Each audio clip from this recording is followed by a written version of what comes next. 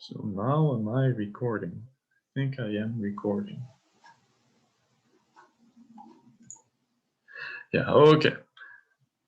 All right, so let's begin. So again, my disclaimer for these review sessions is that we'll be covering some questions taken directly from the textbook. So if by any luck of the draw, one of these questions were to find itself on your exam, the answer that I wrote here might not be sufficient. So the answers that I wrote here, that I write here, are kind of the main ideas. But in terms of putting everything together, your job you might have a few things to glue. So just make sure that if you take down or if I post these solutions online and you have some question from the exam, well, first of all, before the exam, I will take these solutions down, of course. And whatever you have saved on the day of the exam, just make sure that you put it in your own words and it is one thing that you wrote yourself. So whatever is presented here might not be sufficient for the exam. That is the first disclaimer. Second disclaimer, there's no guarantee that any of these questions find itself on the exam. Myself, I have no idea whether or not what the exam looks like, so I just took a wild guess and took some questions. And the other review sessions will be the same. So yeah, so just keep in mind these two disclaimers. Here we're just trying to study and answer the questions to the best we can. I don't know how long the review session will be. Like I think this shouldn't take too long. Right, I don't think this should take too long. So I was thinking probably to go for quite a few hours. Of course, we might take a break at some point, just for healthy reasons.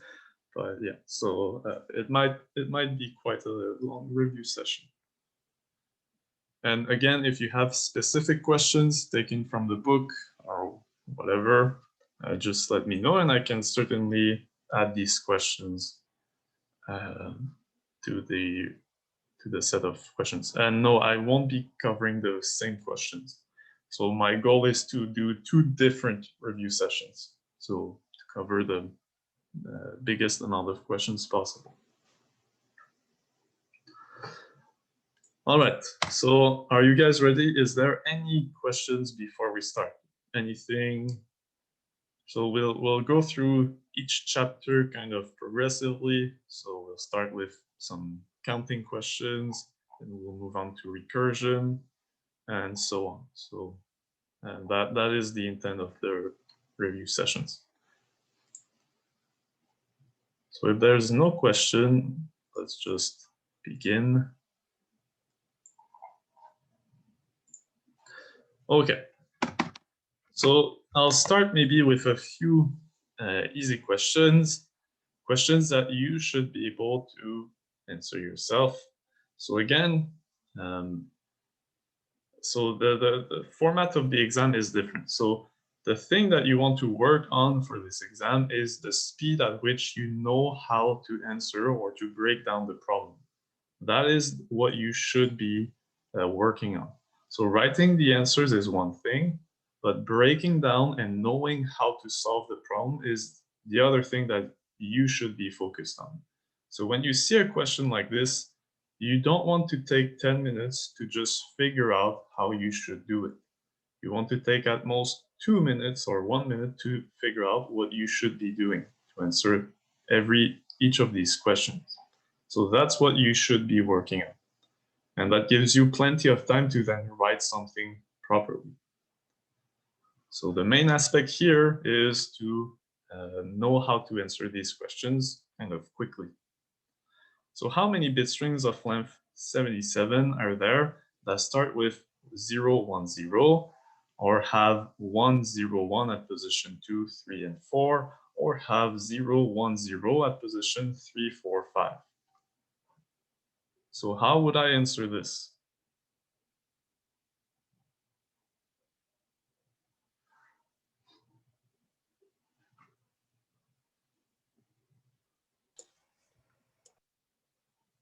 Exactly. You just break it down into several events, and then you look at the OR, right? So some of these might be overlapping. So essentially, we'll have to use probably some inclusion-exclusion rule, right? So one way to write this would be what? So we have strings of length 77, and we want those that start with 0, 1, 0. So let A be set of bit strings length 77 that start 0, 1, 0. B to be equal the set bit strings length 77 that start. Oops, sorry, I should say that. And then 0, 1, 0, 1, position 2, 3, and 4, and C to be the set of bit strings length 77 with 0, 1, 0 at position 3, 4, and 5. So some notation. What do we want to compute? We want to compute the size of A or B or C. Right? That's what we want to compute. Okay, so how do we do this? Well, we'll use inclusion-exclusion. So the thing is, this is 3 events, right? So we have by inclusion, exclusion, or maybe exclusion, inclusion, however you want to write it. This thing is equal to, this is equal to. So now you should know the formula. So for 3 sets, it's a bit different. It's just a bit more work. So we have to find the size of each individual set. And we subtract each different possible intersection. So I remove A and B, remove A and C, remove B and C, and then we add the 3 intersections together.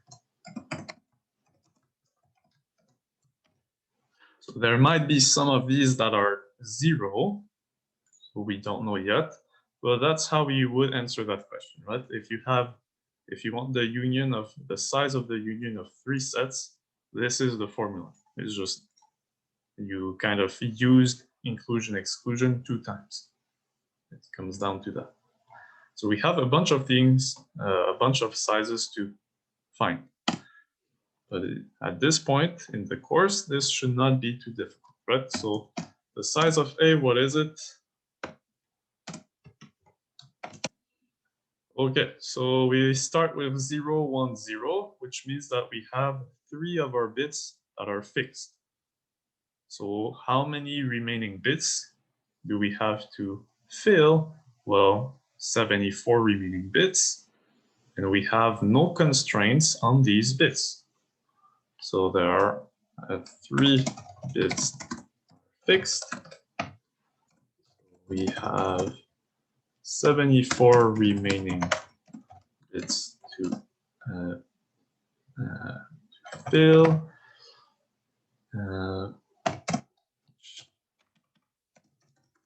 Are 2 to the 74 ways to do this. And I think that's good, right? So you know the number of bits that are fixed, and then you just fill the remaining bits, and you don't need to say, well, by the product rule, it comes down to the product rule, right? So each of these remaining bits, you have two options for them, right? So then you multiply 2 times 2 times 2, how many times? 74 times. So there are 2 to the 74 ways to do this. And now the same thing for B and C. Doesn't change, right? So what about B? So we have 3 bits that are fixed. So I'm looking at 74 remaining bits to fill. And so there's the exact same number of strings, exactly the same for all 3. It's the same for the same as A. To the 74 such strings, and the size of B is the same, right? The same as A. Again, 2 to the 74 such strings. Okay, now what about these intersections? So let's look at the first one. So what is this? So here we want to start with 0, 1, 0 and have 1, 0, 1 at position 2 and 3. So how many bits are fixed here?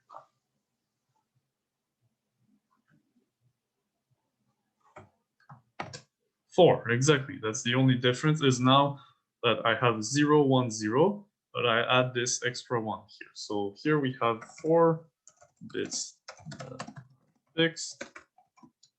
So we fill 73 other bits, no constraints, no constraints,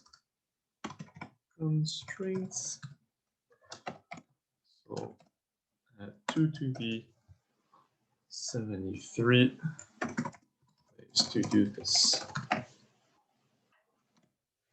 So the point is not to write, so you kind of write one sentence that is kind of fully justified, and then if you keep doing the same thing, then you don't really have to repeat yourself that much, right? So you got the idea. So here, how many bits are fixed, or is this possible? So now what do we want? A and C.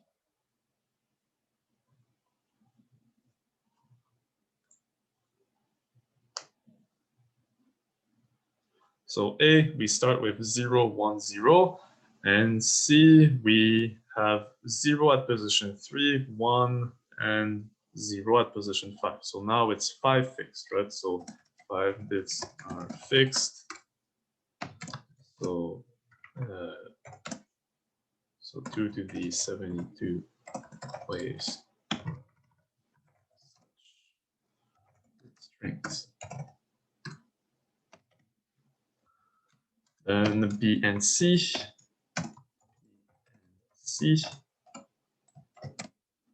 Look at B and C. B and C, we want 2. So 4 bits are fixed, right? So 1, so this is the first one, second one, third one. This we already know, so we only added a 0 here, right? So here it's back to 4 bits. 4 bits fixed. 2 to the 73 such bit strings. And finally, the big intersection.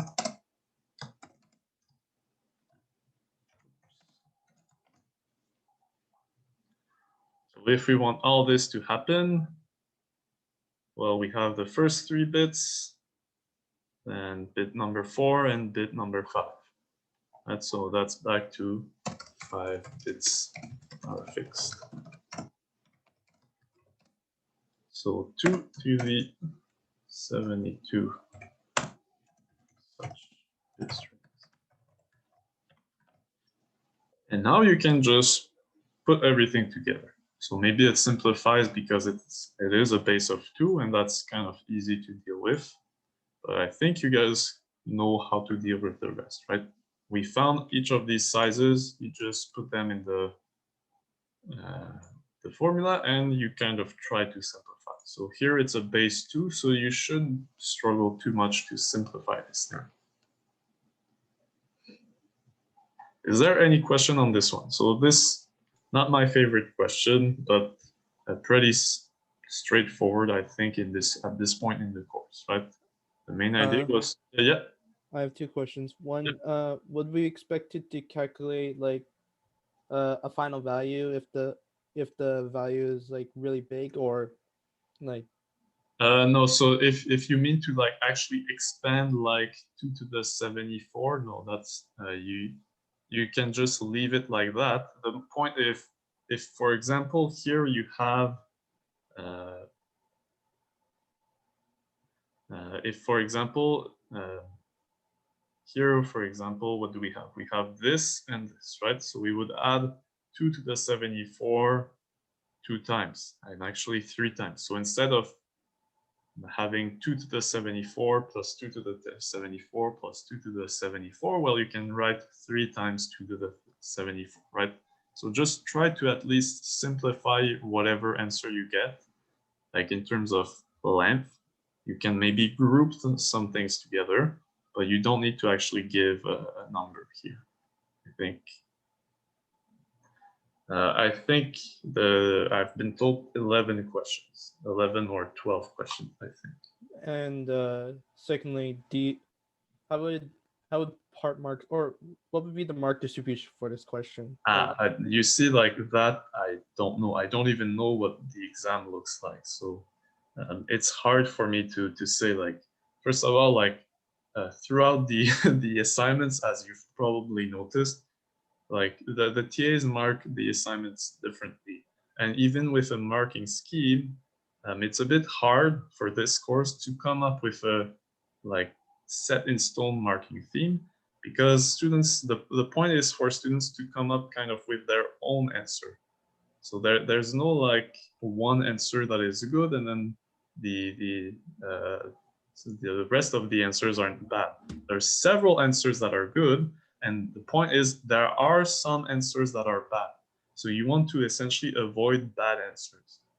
So if you're asked to prove something, usually you don't do it by giving examples or patterns. So that's the main takeaway of this course is you want to learn how to prove things without really relying on, well, I've looked at, I don't know how many values of n, therefore I can conclude that I'm correct. That's not really a formal proof.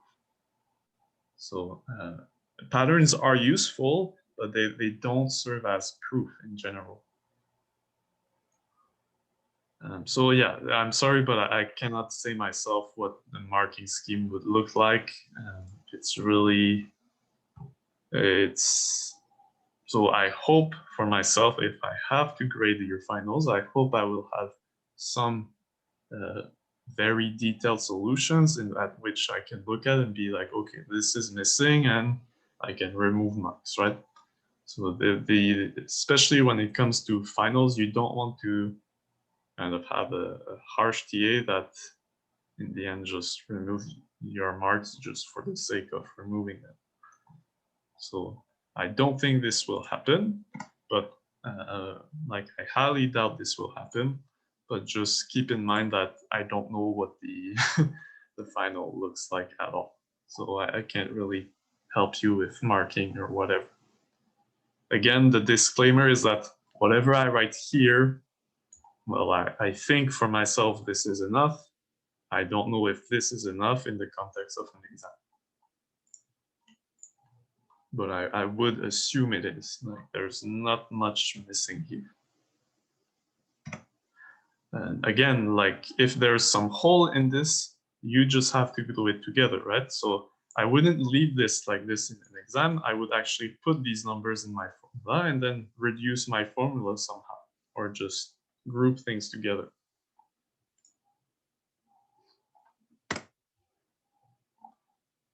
Okay, are we good for this? Yeah, so it will be uploaded.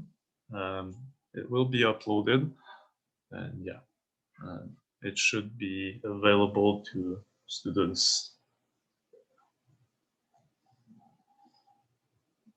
How did you compute how many bit strings are fixed again? So it's essentially you look at these positions, right? So in the first case, how many bits are fixed? Well, we want to start with 0, 1, 0.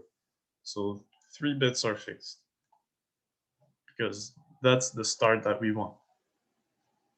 In the case here, why is 4 bits fixed? Well, if I'm in A and B, means that I have this start, 0, 1, 0, and I also have this followed by 1. So bits 1, 2, 3, and 4 are fixed. So I'm not. I'll reach out to Professor Holden just to say, well, here's what I covered, and if he wants to post whatever I covered, then that's up to him. But I have no control over what happens in section B. So if it will be posted in the Discord, that is the main takeaway.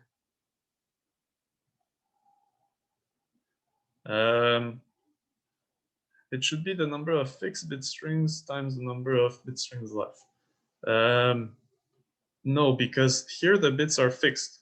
So how many ways is there for me to start with 0, 1, 0? There's only one way. If I tell you that my start is 0, 1, 0, then there's only one way to start like this. So maybe I can add this. 3 bits are fixed. Words, there's only one way to start with 0, 1, 0. And it's the same here. 3 bits are fixed. I want to have 1, 0, 1 at position 2, 3, and 4. So there's only one way to do that. Right? So when I say something is fixed, it usually means that there's only one way for this to happen. Usually, maybe you can flip it around, but usually when something is fixed, there isn't too many ways for this to happen.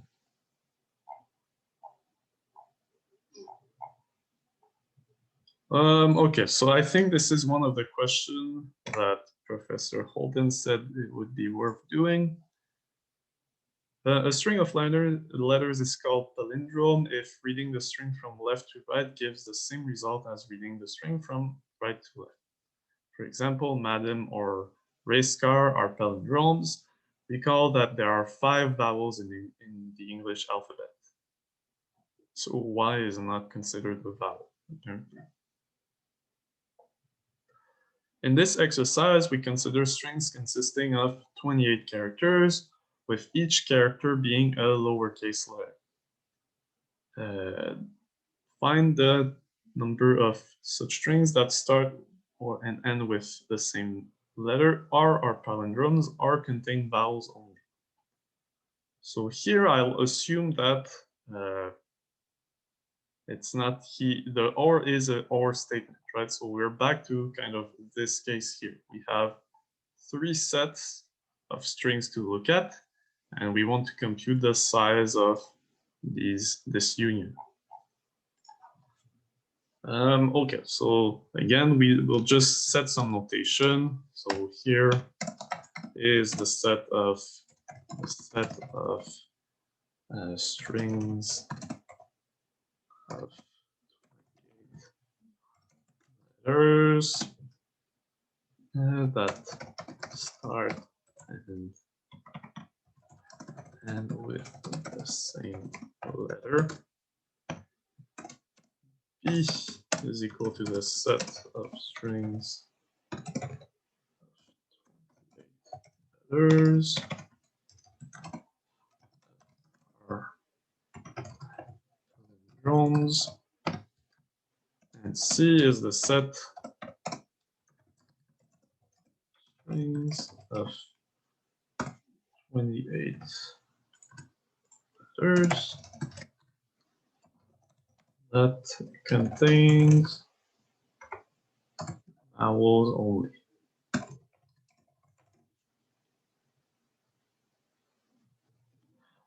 Yeah, so exactly. So we'll have a bunch of things to look at, but essentially how you would approach the question is the exact same way you would approach this question, right? You have two ORs, so you define three sets, and you compute this thing.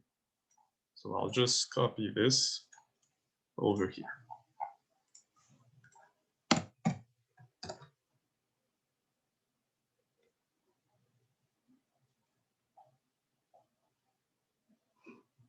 Yes, we'll have to consider palindromes.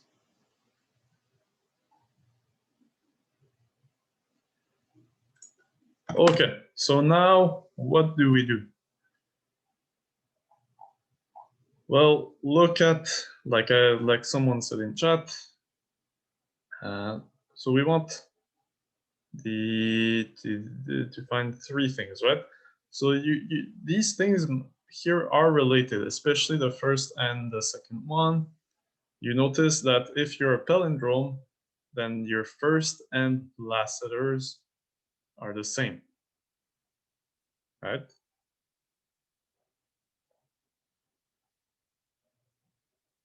So in particular, if you're a palindrome, then you're contained in set A. So the point is that so it's not set A that is a subset of B, but it's B that is a subset of A, right? So make sure that you don't reverse these inclusion. If I'm a palindrome, then my first and my last letters have to be the same. So which means that I'm in set A. If I have my same, and if the first and my last letters are the same, it doesn't necessarily mean that I'm a palindrome. So the point is that B is contained in A, but A is not necessarily contained in B. So we're getting there, but yeah, so A and B will be actually B, not A. It's this, so you're looking at, so B is the subset of A. So A and B is B. But yeah, that's the sort of things that we'll be dealing with. So we can note that A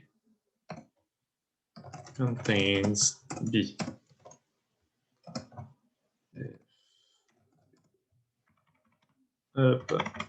Palindrome, palindrome, is that how you spell it? Yeah, palindrome.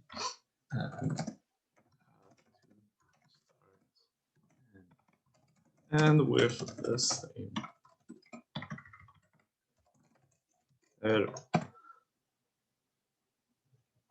So what does that mean? It means that so A or B is A, correct? And now, well, how can we reduce this formula, right? So the point is, this becomes what? This becomes B. So this is canceled with this. Now, can I just, so my question to you guys is this equal to A or C? Right? Is this true?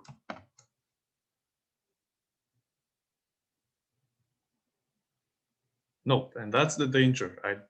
The danger is that here B is still important because it happens in this intersection.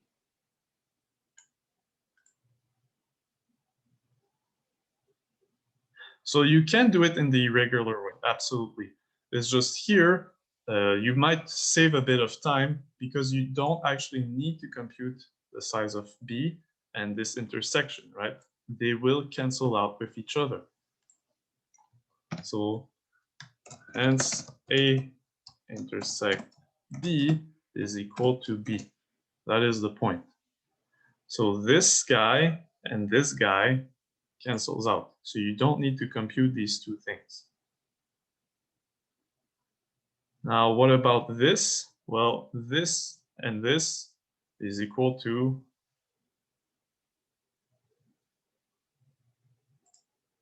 so here, again, don't be tempted to, well, okay, A or B is equal to A.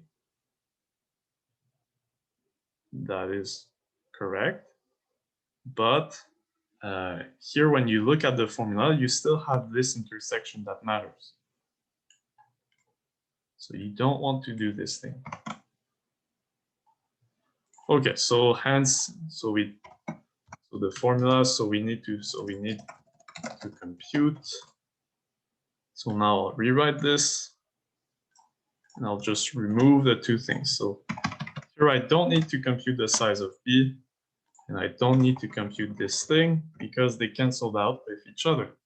So I'm only left with these three things. Actually, this can be reduced to this part here. So anyways, so let's begin. So what is the size of A? A is a set of strings of 28 letters that start and end with the same letter. So this, I think you should not have any problems with this. So one of you, or at least take like at least 1 minute to just think of what should be the size of it. How would you explain what is the size of it?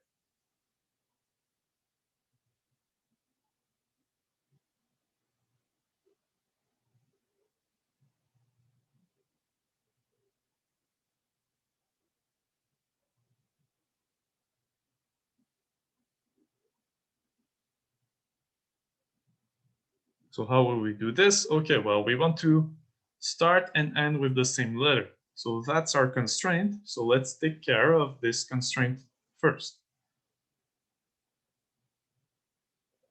Right, so we have 28 characters, but we have 26 different letters, right? Okay, so the first thing that we do, task 1, we pick starting letter. So how many choices do we have? Well, we have 26 choices, 26 options. Task 2, so now I have my starting letter. Now we have to fix the end letter, right? The last letter. Pick the same letter for the last position. There's several ways to say this. That's one option. So we pick the same letter for the last position. There's only one way to do this. One way to do this. Do this, and then task 3. So now we've dealt with our constraint. Now the rest is unconstrained, right? So here, the remaining have how many remaining positions to fill? We have 26 remaining positions. Remaining positions to fill, each with 26 options, because we don't have any constraints. So how many ways to do this? This is 26 to the 26 ways to do this.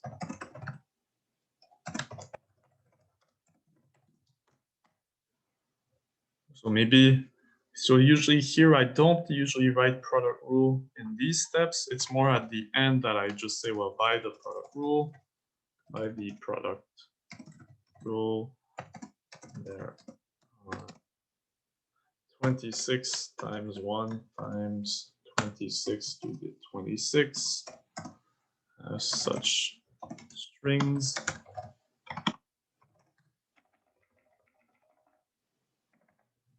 Yeah, we're going to get to this intersection last. We're going to get there, yeah.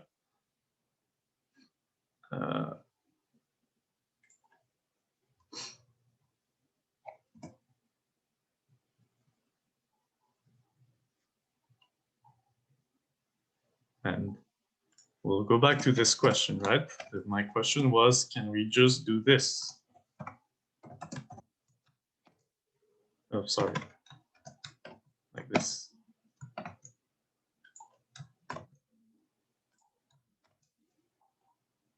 And actually,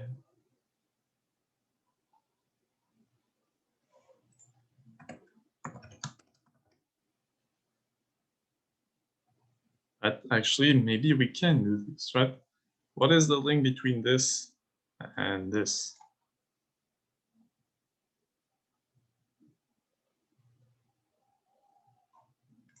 Look at these two things. This is equal to B. So this whole thing is equal to B intersects C. So this will cancel out with this. So actually, we are really left with just this. These two things will cancel out. And we'll be left with this, which is exactly the size of this thing. So actually, we don't need to consider B at all.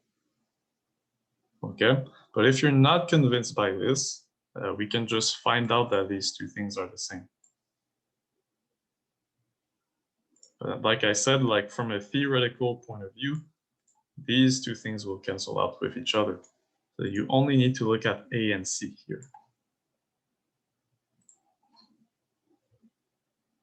So some of you guys said nope, but the answer is actually yes. There's no reason to not replace this by A, because you can do that. Even if there's a B here, you might think, well, this guy has a B, so I must look at it. The answer is no, because it's the same thing here. This A and B becomes B. So it does cancel out here. Okay, so let's continue. So now we want the size of C. The size of C. So for those that were worried about palindromes, you were correct. We didn't have to look at palindromes at all for this question. So here, we just look at C. C, we only want vowels. So this is something that should be pretty easy. So we want vowels only. So how many options do we have for? Yeah, so I do want to mention palindromes, right? Because you might have questions on palindromes. So I do want to talk about them, but for this question, we won't have to. So maybe I'll talk about them afterwards. How would we have dealt with the size of B? So we'll talk about this. But for the sake of this question, you could have ignored palindromes. So here, the size of C, we just want vowels. So how many options do we have for each position?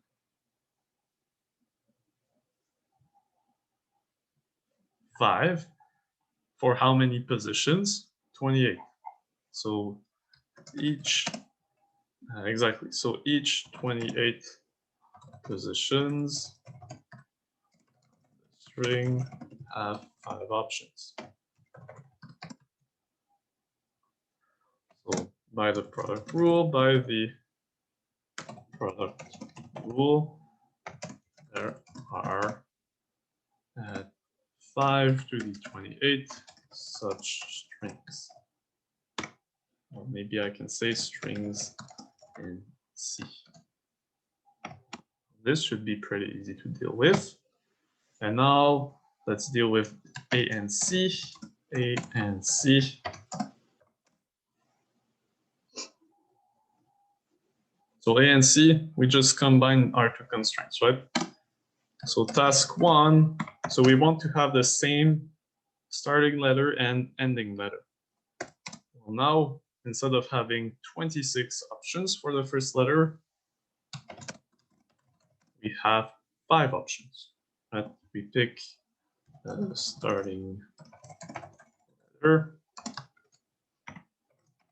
have 5 options, and I could say a starting vowel here, just to be a bit more precise. So 5 options. Then task 2, assign the same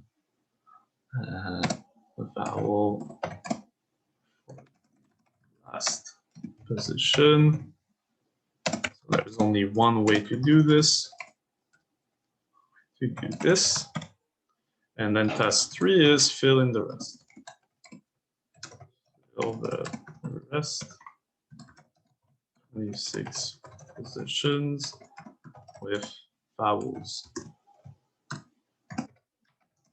So it's 5 to the 26. Right? So now by the product rule,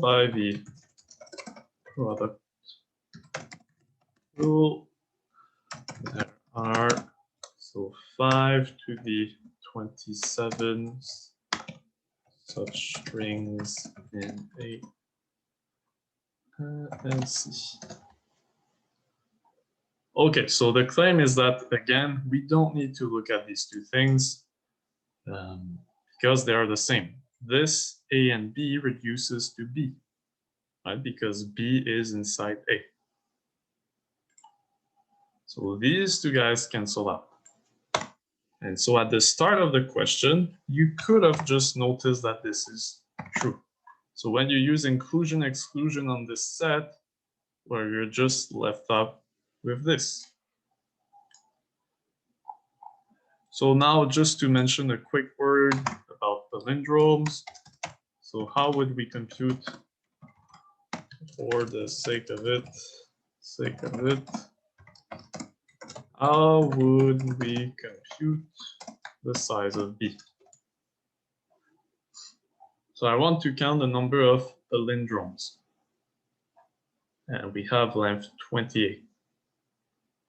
So how would we do this?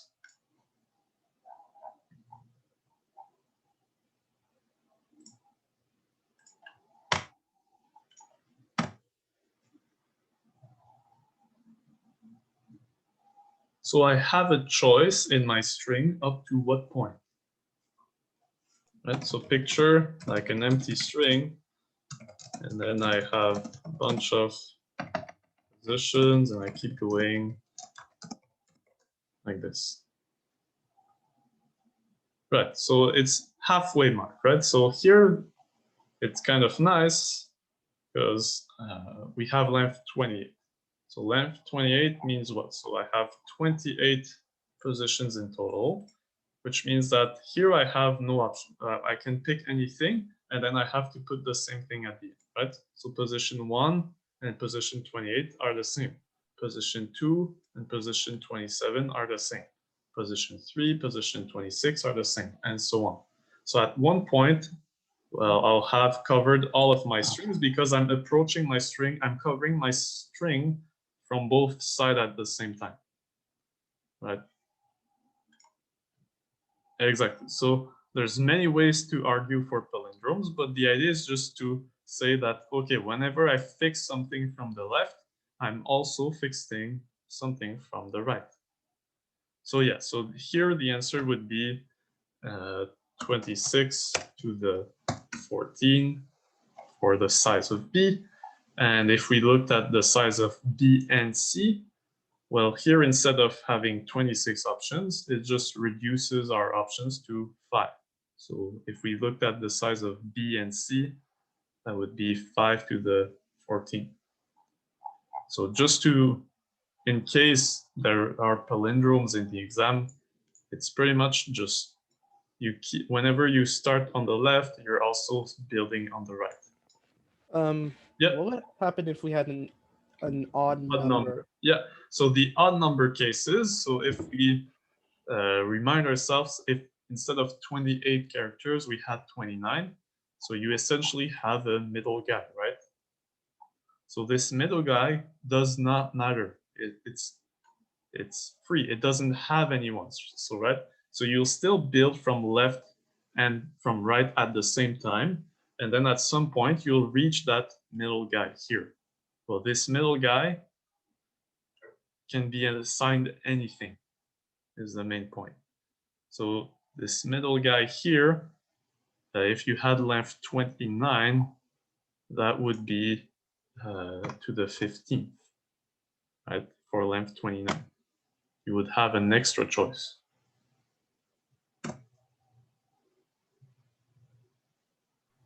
So typically, like if we were doing a palindrome, it'd be the number of options we have to put in one slot to the power of half the length rounded up, correct? Yeah, exactly. Something like that. Yeah. And how you would argue this is just say, well, we start from the first position, then we assign to the last position. And then from the second position, we assign to the n-1 position. And then you keep doing that. And at some point, well, you just get close to each other, right? So the middle guy is, yeah, it's something like that. I don't want to say more, but that would be the idea. And I don't think this is the first time that we talk about palindromes. Just a reminder. Is there any question on this one?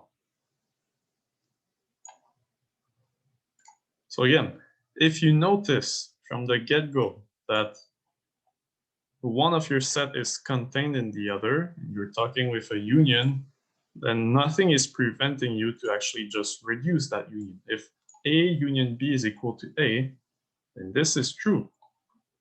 Even if your formula actually has B intersects C, it just means that these two things are the same. So in our formula here, these two things were the same, and these two things were the same. So they just cancel out. Are we good for this one, or is there any questions for this one?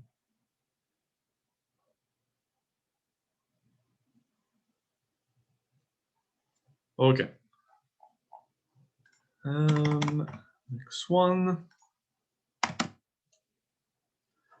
So consider strings consisting of 12 characters, each character being A, B, or C.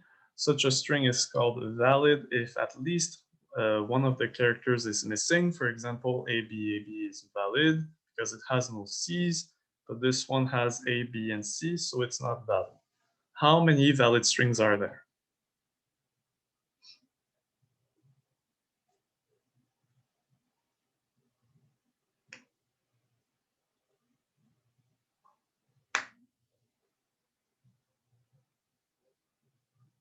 So again, I'm giving you guys maybe 1 or 2 minutes to just think about it.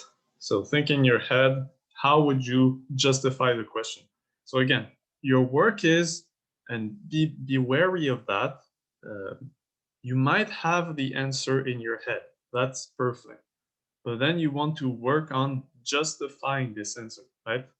So how would you approach this problem and say, okay, whatever I have in my head, I'm going to try to say this in words. That's your job. So this is the difficulty of this exam, I think. So whatever you have in your head, you have to justify. You cannot just put the answer and be done with it. That's the annoying part of this exam. So, okay. So, yeah. So when in doubt, just use the sum rule. So we can look in terms of cases. So that would be one possible way. So if I'm telling you, if at least one of the characters is missing, then either I'm missing A, B, or C. Now think about the negation here.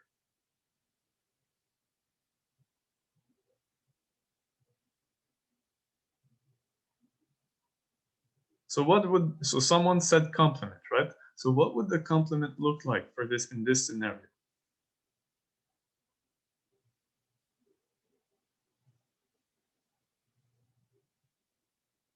So here we are only looking at strings made up with A, B, or C. That's it. So if the complement rule would be, well, strings with all three characters, right? So we have at least one A, one B, and one C. And actually the complement rule is a bit, well, in my opinion, is not that straightforward to deal with. If your complement rule just translate to at least an A, at least a B, and at least a C, that's fine, but it's not that much nicer. So we can deal with both and see if both approach, they should come down to the same thing. But here the complement rule it's not that much nicer. So okay, so how would we do this? One way to do this, one possible approach.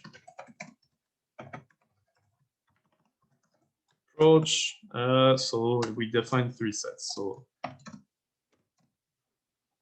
So maybe I can say the set of strings on A, B, C with no A's, B, maybe the set of strings of length 12.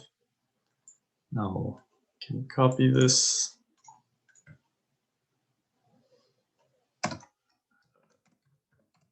B will be the set of strings of length 12 on A, B, C with no B's, and C, oops,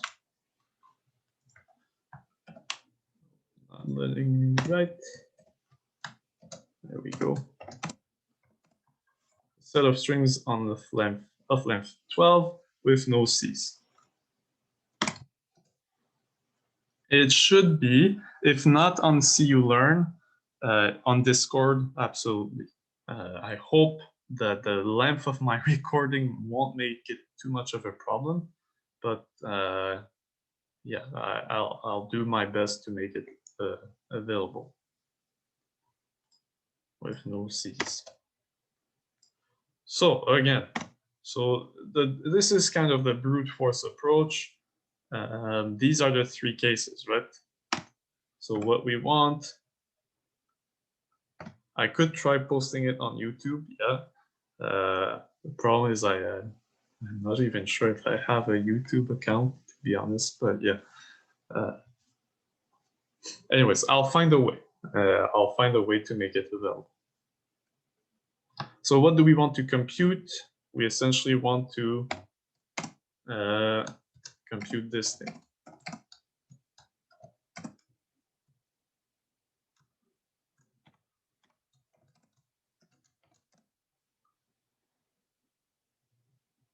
Okay.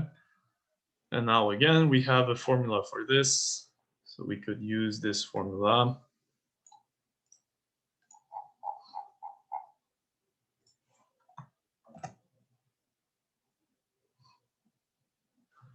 And now we could go on from there, right? So the point is that each of these guys are pretty easy to compute. So the size of A is equal to what? If I tell you that I have no A's, how many strings of length 12 on B and C do I have? 2 to the 12, exactly. And here I can just write is equal to BC, which is equal to CC, which is equal to 2 to the 12. And the reason being, well, one character is missing. So for each position, each 12 position, we have two options. Pretty straightforward. Now, what about these intersections here? A and B, A and C, and B and C. What is the size of this? Are they all empty? Let's be careful. If I tell you that A and B are missing, they are not all empty. They're all equal to 1. I have one valid string. A and C contains the string with only C's. Sorry, A and B has no A's, no B's. So it can contain all C's. So just be careful. Here it's not empty, it's 1. The last one is empty, right? This big intersection.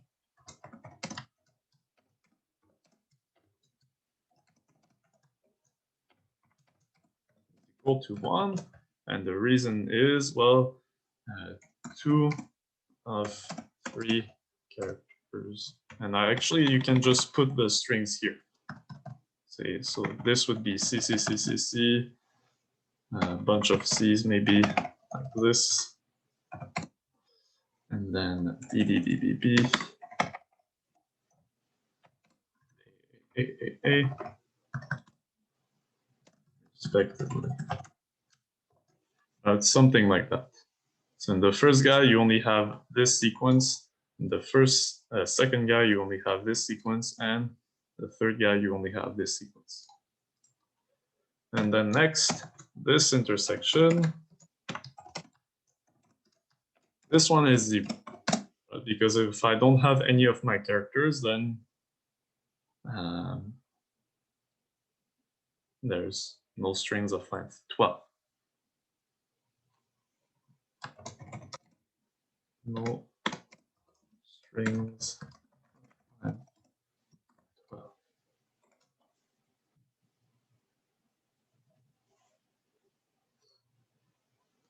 12. Maybe I can say cannot make a string of length 12. And now you can just plug in these numbers right in your formula. So this would be, so when you add everything up, you get 3 times 2 to the 12. And here, just to make it in the notation clear, this means time. So the star here means times. So 3 times 3 to the 12 minus 3, right? So now, for the sake of it, let's look at complement rule. Or try complement rule. So when you're using complement rule and the situation where you have to really justify your answer, it's always a good idea to just state the negation of the statement that you're looking at, what you think is the negation. So this is the answer. That would be the answer.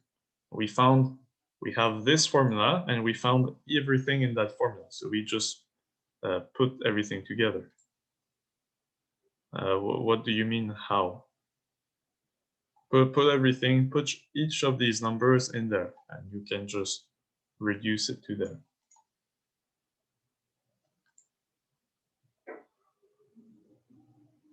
Right?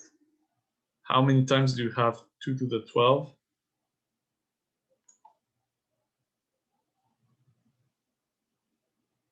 The question is, how many valid strings are there? So we found the number of valid strings. A string is called valid if at least one of the characters is missing. So we looked at every possible case, and essentially, at least one character is missing means either we have one character missing, or 2 characters missing, or all 3 are missing. So we did answer the question here. So now try the complement rule. I don't understand somehow, like, according to what the question is asking and how we work it out. Like, is it really answering the question, maybe? Like, how? Yes, it is answering the question. It's asking, like, valid if at least one of the characters is missing, right? Yeah.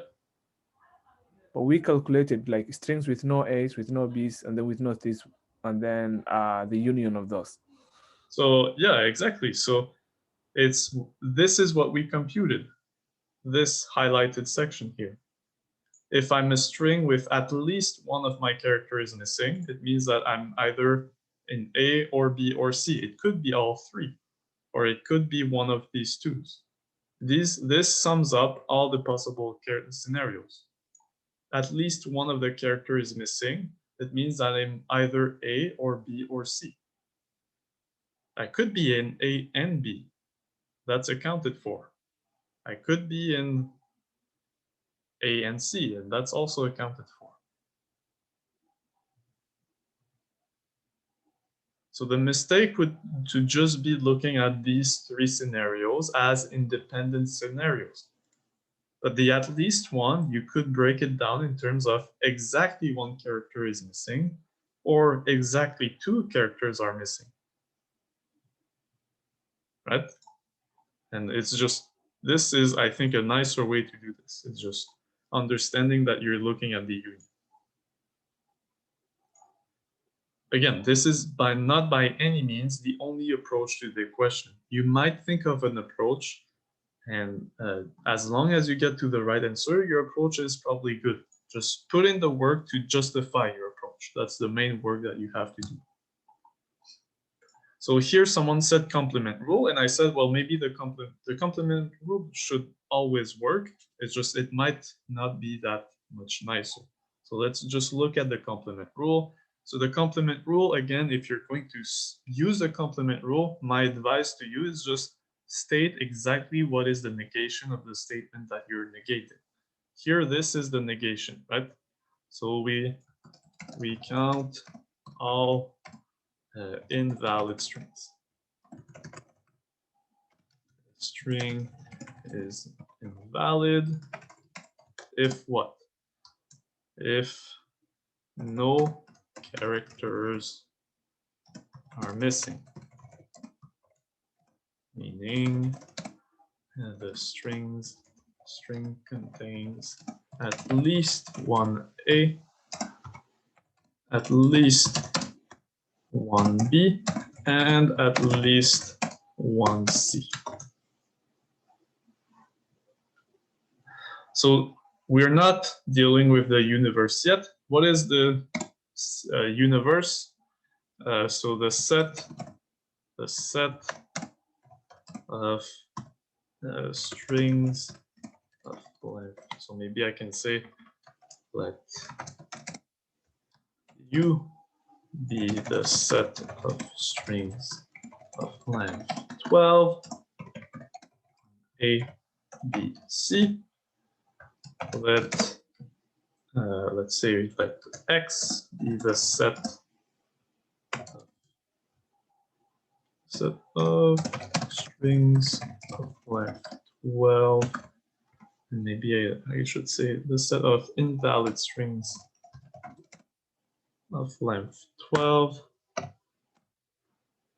So what we want to compute is the size of U minus X. Equal to the number of valid strings. Complement rule. And this is equal to just the size of U minus the size of X. So that would be one way to write this, right? Okay, now this set here is easy to compute, right? How many things are in U? How many strings of length 12 on ABC can I make?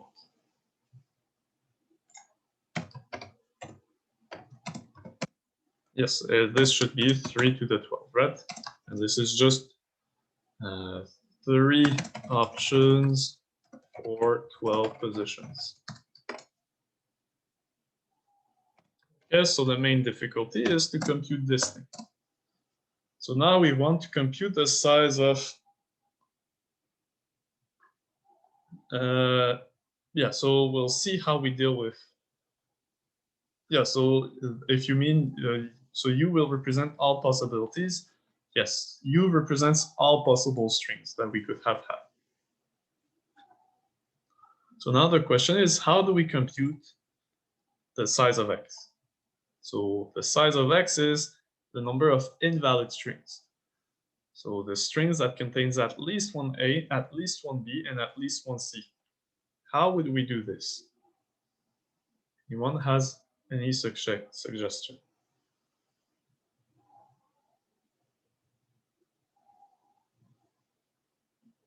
I want to put at least one A, at least one B, and at least one C. So that would be 12 choose 3 times 3 to the 9. Okay, so I think you're close. I'm close. I'm missing something. Yeah, you're missing something. So, but it is one possible answer. And again, there's more than one protocol that you can describe here. So whatever I'm going to describe here, you might have thought of something different, but as long as it works out in the end, that's fine. So you said 12 choose 3 times 3 to the 9, right?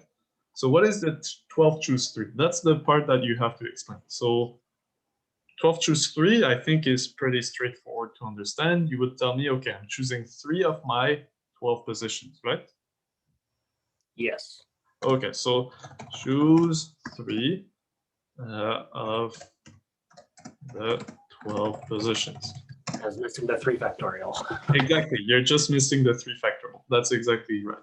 So here, okay, choose 3 of the 12 positions. So now I have 3 positions in my head. So how many ways is there to do that? So again, notation-wise, it's not very precise what I'm writing, but bear with me. This means 12 choose 3 ways to do this. Okay, now you tell me what to do with these 3 positions. I haven't done anything with them, right? I've just selected 3 positions. Now, what do I do with these 3 positions? I need to assign 1A, 1B, and 1C. Exactly. So, yeah. A, 1B, or maybe I'll write it like this. Assign 1A, 1B, 1C, and these 3 positions. So how many ways is there to do this? That's the 3 factorial. That's the 3 factorial, exactly.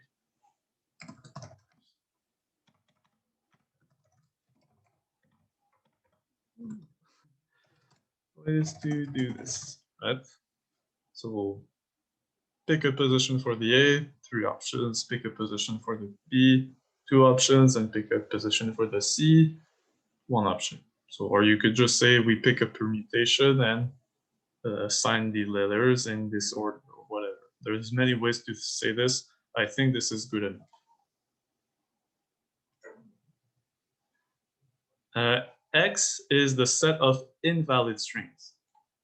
So here we want to compute the size of the number of strings with at least 1 character missing. So the negation of this is that no characters are missing. So X is the set where no characters are missing. So no characters missing, it means that the string contains at least 1 A, at least 1 B, and at least 1 C. So that's what we're computing here. So here, we're making sure that our string has at least 1 A, 1 B, and 1 C. And once we remove those from all possible strings, then we'll have exactly the strings where 1 character is missing. At least one of them is missing. And now task 3. So here we made sure that our string contained at least 1 A, 1 B, and 1 C. Now task 3 is what? Well, to take care of the rest. Fill the remaining 9 positions with well, maybe I can just say that the remaining positions have 3 options each. So 3 to the 9 ways. So by the product rule, there are, so 12 choose 3 times 3 factorial times 3 to the 9 times 3 to the 9 3 to the 9 such maybe strings in X.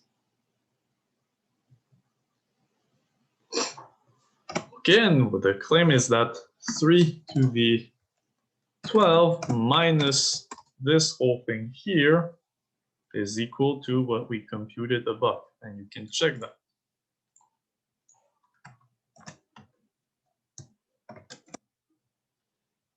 Is the number of valid strings.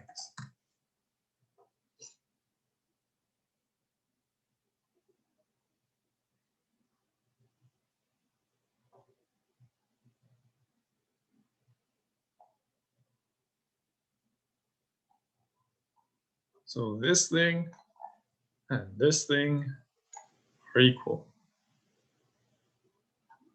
Or at least they should be equal. If they're not equal, we have a problem.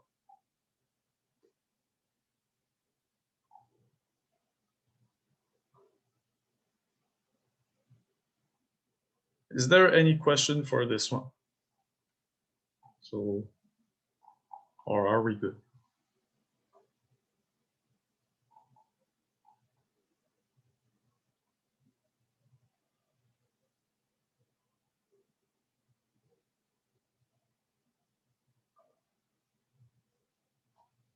Are we good? Yes, no? Yes, okay. Okay, next. The password consists of 100 characters, each character being a digit or a lowercase letter. The password must contain at least 2 digits. How many passwords are there? Okay, so here we should probably use the complement rule. Why? Because we have 100 characters and the password must contain at least 2 digits. So if we try to break down this at least 2 in terms of cases, we would have a lot of cases to consider. It's not impossible, but it might be nicer to look at the complement rule. So I'll start with the complement rule and then we'll look at the other approach. So the complement rule, again, what we'll do is first set up some notation and then explicitly state the negation that we are, the negated statement that we're looking at. So let U be the set of, yeah, so the size of U should be, I think, so it's a digit or a lowercase letter, so that's 10 possible options. Yeah, so that should be 36 in total. The set of passwords, I should say the set of strings of 100 consisting of lowercase letters or digits.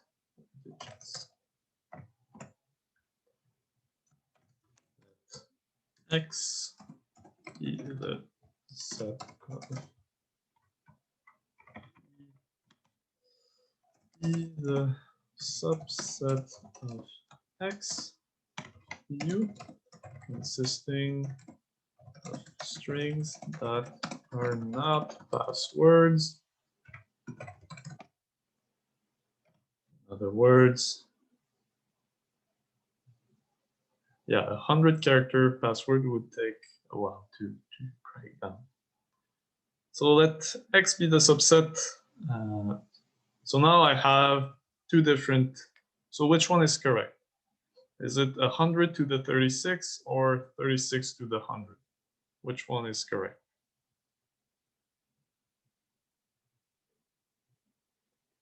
So if I'm looking, so here I'm asking for the size of u. What is the size of u?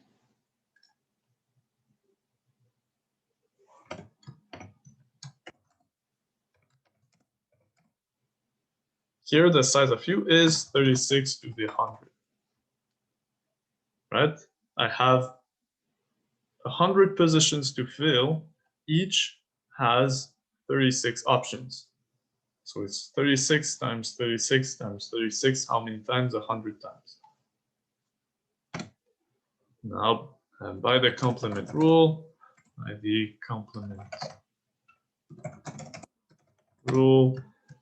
the size of u minus x, which is equal to the size of u minus the size of x, is equal to the number of strings in u that are passwords, which is what we want to compute. This is the thing that we want. So we have to compute these two things, and we already found this first thing. So each position has 36 options.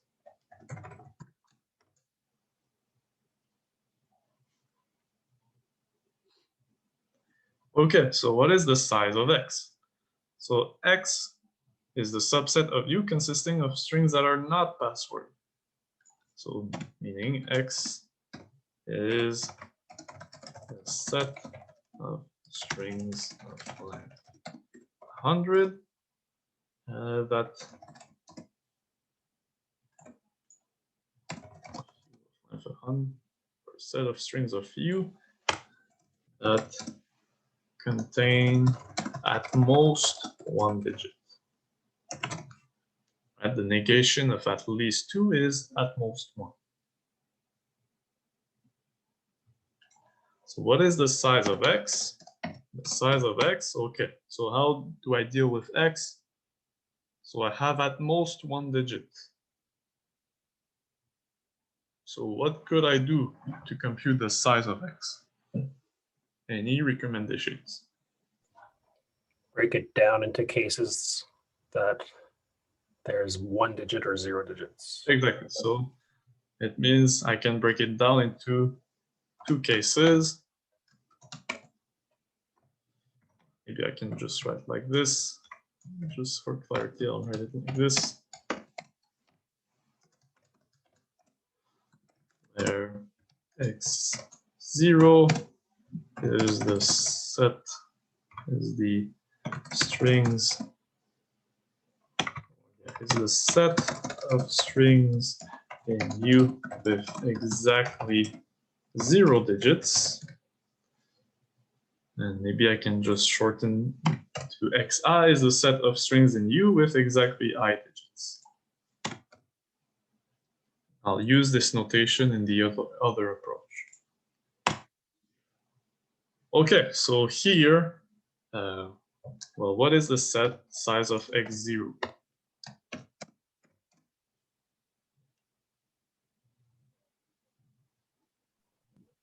Isn't it 26 to the 100? Yeah, exactly. If I have no digits as an option, then each position has 26 options. 26 to the 100. The size of x1. What is the size of x1? So we have exactly one digit.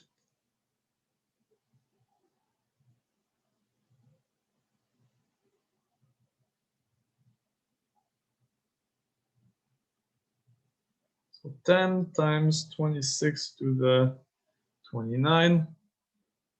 So how would you justify this?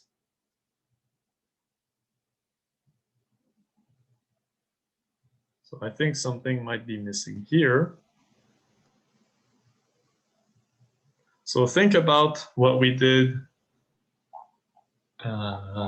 earlier. So 10 choose 1, exactly. So I'm going to choose a position, put a digit in there, and the rest will be letters. That's the process that we want to think about. So here, task 1 is choose position for the digit.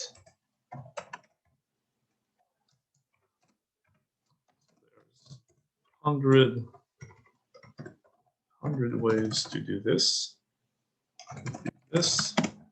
Task 2, choose the digit to put in that position. How many ways is there to do this? 10 ways. Task 3, fill the remaining positions with letters. There is 26 to be 29 ways to do this.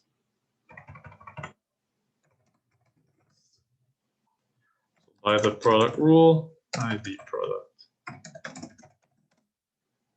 rule, we have 100 times 10 times 26 to the 29 strings in X. Thus, there are 36 to be. Sorry, yeah, it's my typo. Yeah, sorry, it's supposed to be to the 99, not 29. Thank you. Thus, there are 36 to the 100 minus 1,000 times 26 to the 99 passwords. Okay, so that would be one possible answer. Again, this is really like full details. Another possible answer is, well, in the end, look at what we did here. This definition came out naturally. So if you look at for the direct approach, I could have started my prompt with defining these guys, right? So let xi be the set of strings in U with exactly I digits. We want to compute the size of x2 union or x3 union is 100. Oh, and yes, sorry, I'm going too fast. Yeah, you're absolutely correct. This is missing. Thank you. Thank you. I'm going a bit too fast. So it's this plus this that we're looking at, right? So yeah, thank you. It should be U minus X, and X is this guy plus this guy. Thank you.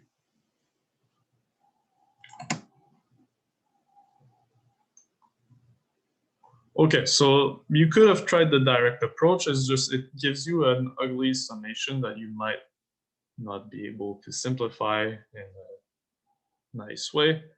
So we want to compute the size of this thing. And now you notice that, well, this is the sum of each of these sizes. Notice that these the xi's are pairwise disjoints. Pairwise disjoint. So this thing here is just, this thing here is equal to the sum of these xi. And now if you find a formula for these guys, then you have a nice compact form. The only thing is that it might not be that easy to simplify. So what is the size of xi? So here, just think about the process that we did. Instead of doing it for one digit, we do it for I digit. So the first task would be what? Task 1, choose positions for I digits. And here, usually, I do use k just because it's a bit nicer. So I'll just switch around the I for a k. Just it's because it's a bit nicer to read. So choose position for k digits. How many ways is there to do that? 100, choose k. Then task 2, fill these k positions with digits. How many ways is there to do that? Well, I have k positions, each have 10 options. So it's 10 to the k. Task 3, fill the rest with letters. That would be 100, I should say 26 to the 100 minus k. Now by the product rule, so size of xi is equal to this thing here.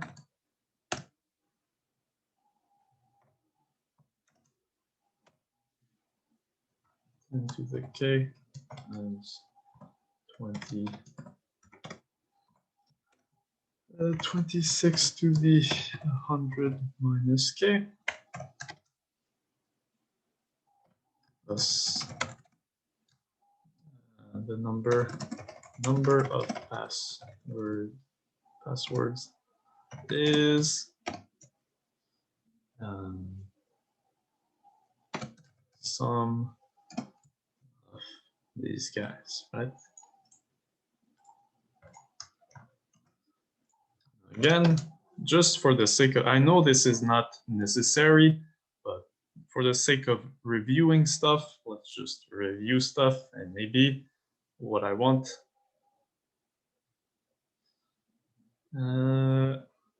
Question, why wouldn't 100 times 10 times 99 times 10 be a valid answer?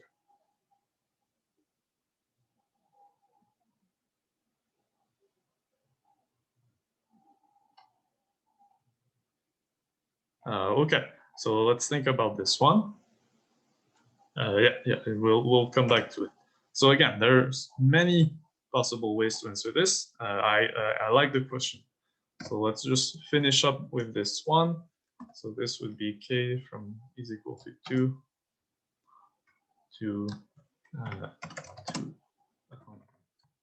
And so let me just, I'll finish this one and then I'll come back to your question. So here, what does this make you think about? This should remind you of something that you've seen in class.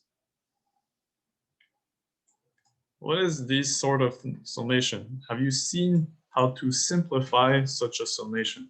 Yeah, the idea is this looks a lot like the binomial theorem, right? It's just instead of starting at 0, we start at 2. So you could, in theory, simplify this thing. And you would probably find something like this, right? So you would essentially say, well, this, I'm missing the first 2 terms. And that you would compute the first 2 terms and remove them from your summation. And your summation, when it starts at 0, is exactly 36 to the 100. Right? So if this would be, if you wanted to simplify this to get to this point, Well, you would essentially do exactly what we did here. You would say, well, okay, if I look at the whole summation and I remove when my first two terms, when k is equal to 0 and when k is equal to 1, I would get the desired summation. So that's just something to keep in mind. This looks like something we have seen. Just keep that in mind, how these two answers are related. And then there was a question, a good question. So someone is suggesting to do choose a position for the first two digits, then fill the remaining 99 and 98 with any.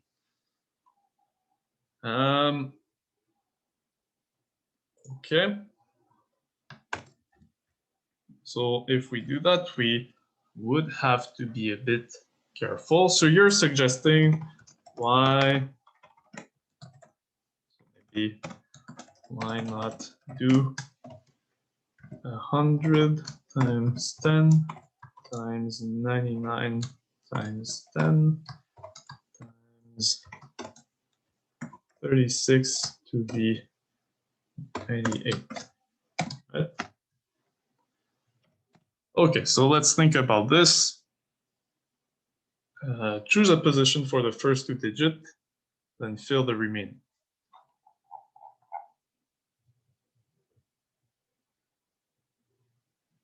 Right, so, and then again, so as someone else, or 100 choose 2 times 2 to the 10 times 36 to the 98. Why not do that? Okay, so first of all, is there a difference between this one and this one? Well, is there a difference? And the answer is yes, there is, right? So one of them is wrong. And this should be, sorry, this should be a 98, not a 93. So these two things are not equal. So which one is wrong?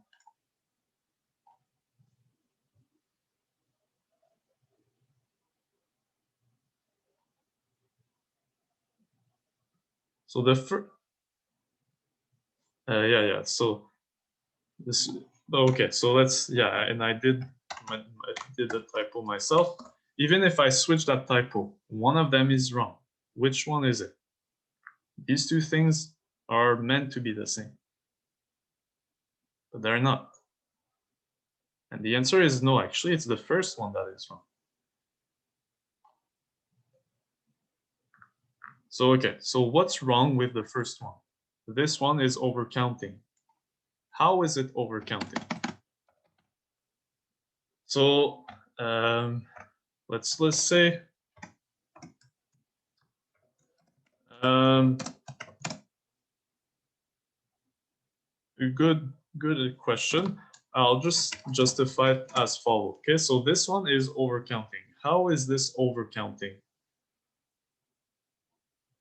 So, okay, so let's say these are the two positions that I select first. So I put a 1 and I put a 1.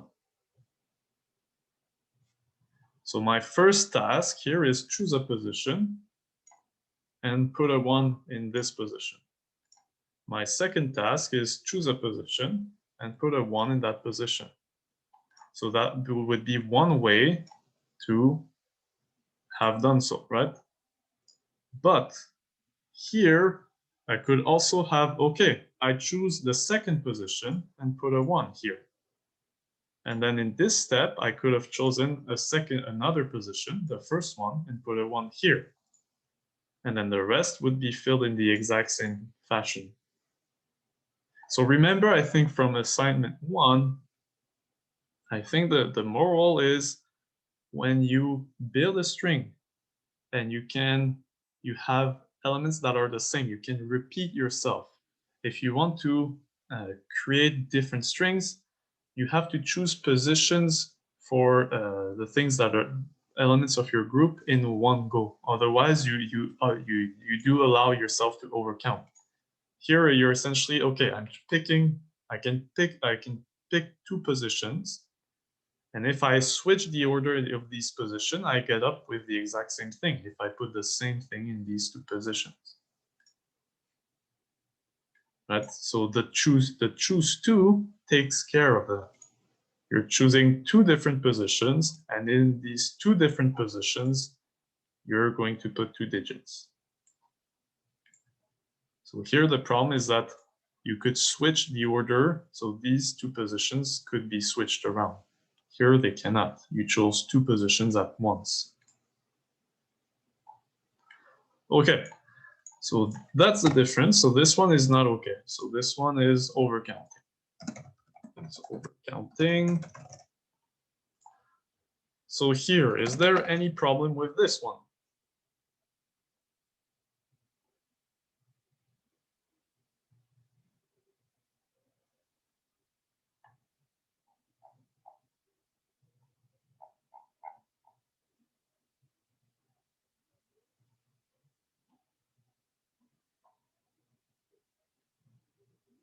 So why would it be missing a 2 factorial? Okay, so think about what this is doing. I'm choosing 2 positions, and I'm putting 2 digits in these positions. And then the rest can be anything. Are we not supposed to have 2 permutations? Because whenever we choose one, we can either put it in one way or the other. So the thing is, here, not quite, because here I could say, I could always specify my protocol. And the trick would be, okay, well, look at the leftmost position that I picked here. How many choices do I have? How many digit choices do I have here? 10 choices. Then look at the second leftmost position.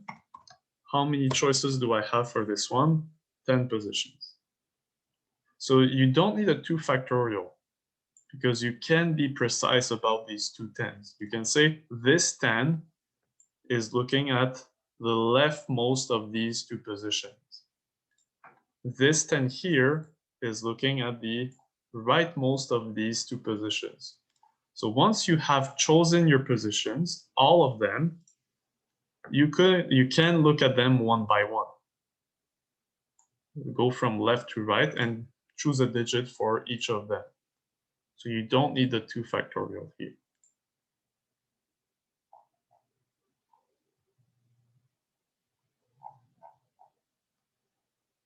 So here is, does anyone see a problem with this? Because I don't.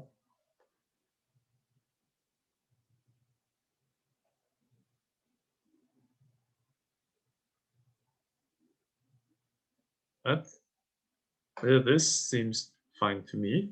And actually, this looks pretty much like a question from your, I think, first assignment, right? I think there was a question that looked like this, where you wanted at least, what was it? At least a vowel or a consonant, something like that.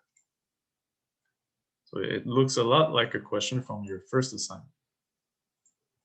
So that would be also a valid answer. You chose 2 positions. You let digits to be in there, and then you fill in the rest. So everybody agrees or no? Or is there a problem with that?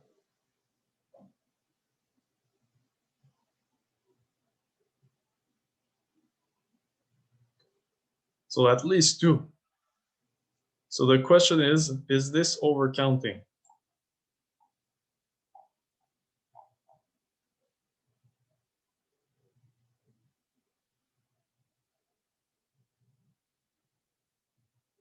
And the answer is what? Is this overcounting, yes or no?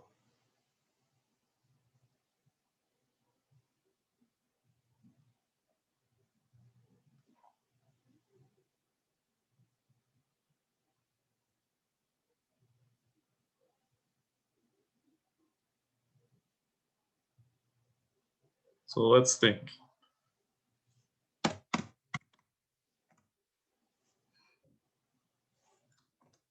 Okay, so what could happen? What could go wrong here? Again, let's look at the first two positions.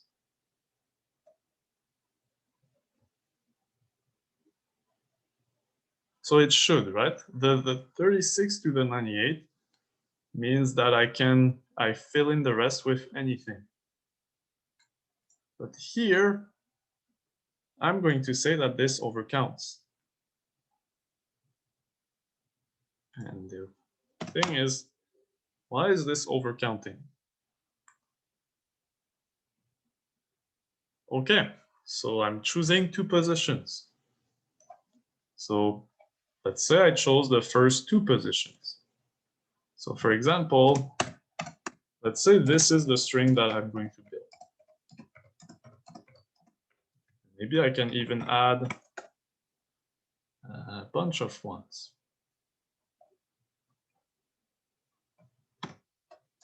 So maybe even this, okay? Yeah, now you see it, right? How is this overcounting? It's overcounting by quite a lot, actually. So, okay, I'm going to choose two positions. Let's say I choose these first two. I put a 1 in there. So that's this account. And now the rest I fill in with anything else. So I could have followed these two positions by 1, 1. So that would be one way to get a string of 1, 1, 1, and then let's say a bunch of A's after. Okay, so let's say the rest is A. So how many times is this string counted? So here we obtain this string in one possible way, right? So we obtain it in from choosing these two positions, put in ones, and then again put ones after it. So here we're overcounting it by more than 2, but okay, here I could also have selected these two positions.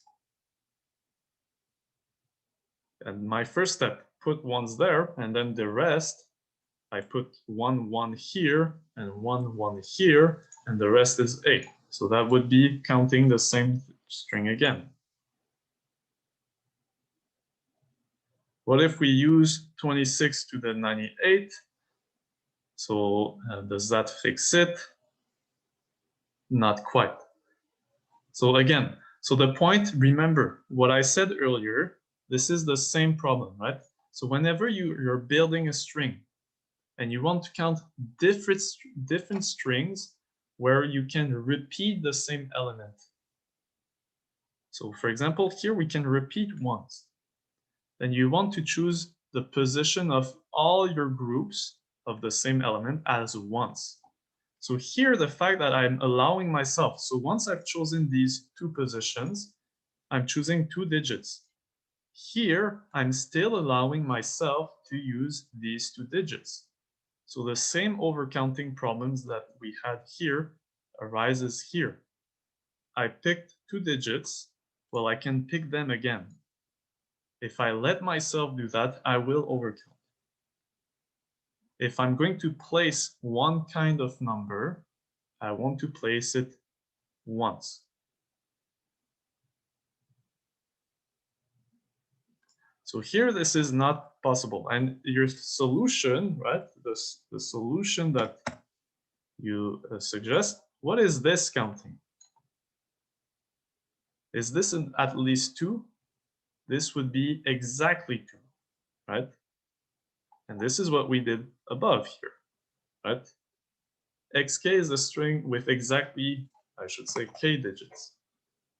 So what we found is 100 choose 2 times 10 to the 2 times 26 to the 100 minus 2 would be the number of strings with exactly 2 digits.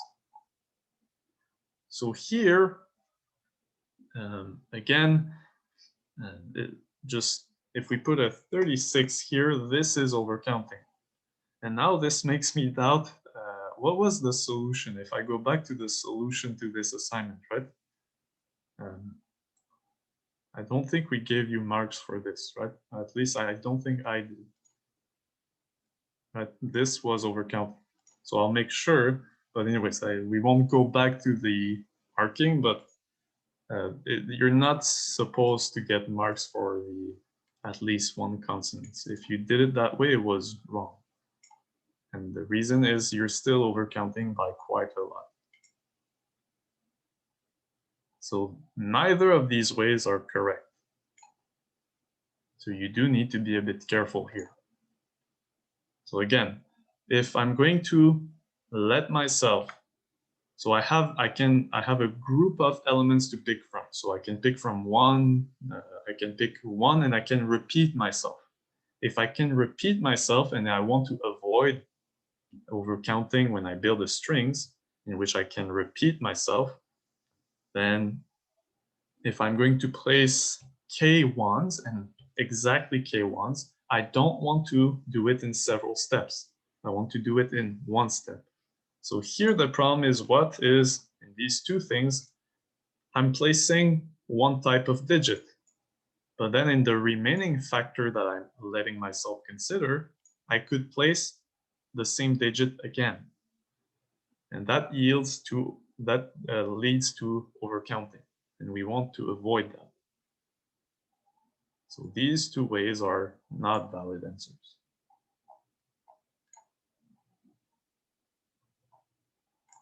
Are we good for this one?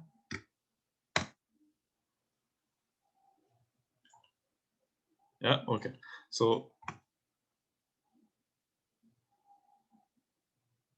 would X be at most? Yes, that is correct. Yes, very good question. If, for example, the password must contain at least 3 digits, then this at least 3 becomes at most 2. And so we would have, so if we did it with the complement rule, we would have x0, x1, and x2. That is absolutely correct. The recordings will be online. So whatever you missed, you should be able to find back. Well, certainly if you're from section A, and if you're from section B, then I'll do my best to kind of make it available to you guys. Okay, so here again, these two approaches are not good because they're both overcounting. Next question, so I think this one is similar. The password is a string of 10 characters where each character is a lowercase letter, a digit, or one of the 8 special characters. A password is called awesome if it contains at least 1 digit or at least 1 special character. So I think this one is pretty much similar to this one. I think I should be, yeah, I selected a few questions from most of the chapters. I think I stopped at chapter 6. So yeah, there should be questions overall from each chapter in all the sessions. So again, I'm insisting on counting a lot because if you don't understand counting, then you're kind of doomed for probability, right? So, so these counting questions are kind of the base of the course. A password is called awesome if it contains at least 1 digit or at least 1 special character. We want to find the number of awesome passwords. Okay. So we have an OR statement, right? So what we could do, we're just going to set some notation as usual. Let A be the set of strings like 10. Maybe just for notation wise. So this is kind of formal.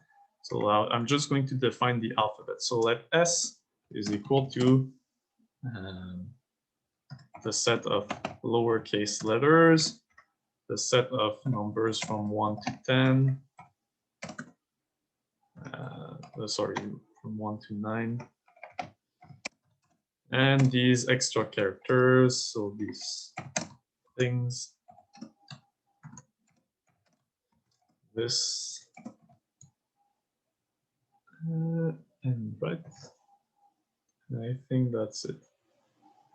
So 1, 2, 3, 4, 5, 6. Oh, and there's a period, right? And period, is that it? I think that's the 8th character. No, that's not what I think. Okay, that scared the hell out of me. I Yeah. think Yeah, okay. I think the 2 halves of the brackets, Uh, the open and closed. Yeah, it's confusing. oh, okay, yes. Oh, I see, yes, yes. Okay, so it's the other 2 brackets. Yeah, that makes sense. Just following the keyboard, yeah. Okay. So 1, 2, 3, 4, 5, 6, 7, 8. Yeah, okay. So the point is, why am I defining this? It's just notation-wise, it will be a bit easier to refer to it. S, so the set of strings of length 10 on S with at least 1 digit, and B, a set of strings and S with at least 1 special character. Okay, so what do we want to compute? We want to find a union. That's what we want to find. So, several ways to do this. One way would be to do the inclusion-exclusion, right? So we could use inclusion-exclusion.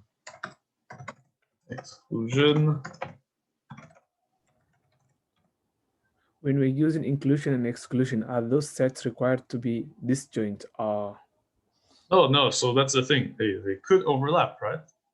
So there's nothing here. These are not disjoint sets, right? So we could use inclusion exclusion, which would mean that we would have 3 things to find. We would have this thing plus this thing minus this intersection. Right? So we would have to compute the size of A, the size of B, and the size of A and B. Or another way, we could use the complement rule. Exactly. So that's exactly what we're going to do. So, or we can do the complement rule. Nice thing about the complement rule is that, well, if you negate both of these things, you get with no digits and no special characters, which is pretty easy to deal with. So this or becomes an and you get no digits and no special characters. So that's why the complement rule is probably the way to go. This will work out. There's nothing wrong with doing inclusion exclusion. It's just the complement rule is probably the easiest thing to do. And if you think about how you will compute these guys, you'll do a complement rule for each of them. Right? If I'm going to look at least 1 digit, you'll probably think, oh, well, for the size of A, I should do a complement rule.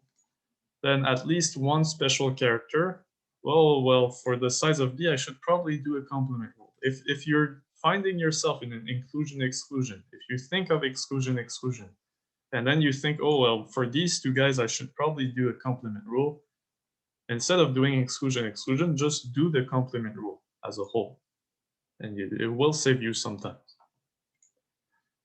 So here, we could do it with inclusion-exclusion, but in the end, it's much quicker to do it with just the complement rule in one go.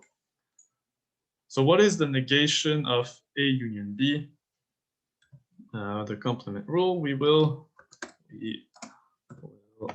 compute the size of not A union B we know that by De Morgan's law that this is equal to the size of not A. Again, this is not the best notation for this. Bear with me. And not B. By De Morgan's law. And here this should be an N. And not B.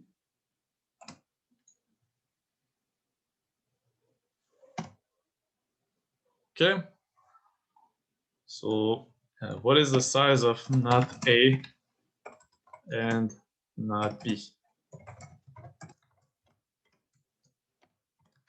Is equal to the number of strings of length 10 that contains no digits and no special characters. Which meaning each position has how many options? If I cannot be a digit and I cannot be a special character, then what can I be? One of the letters, right? So I have each position has 26 options.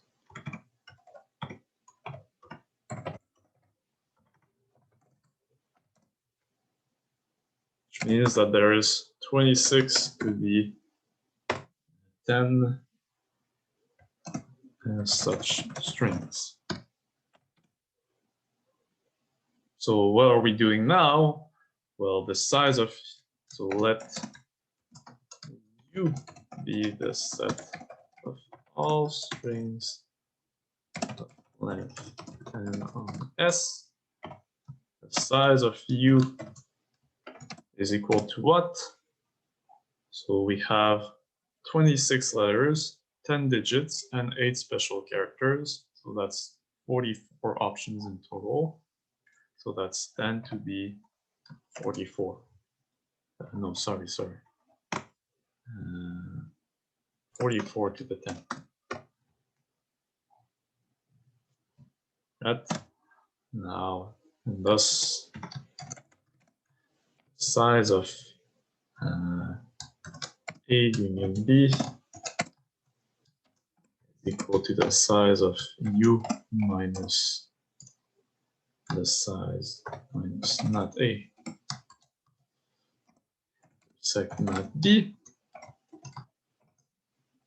And maybe I can just make it clear that it's A union B like this, which is equal to the size of U minus the size of this thing that we computed.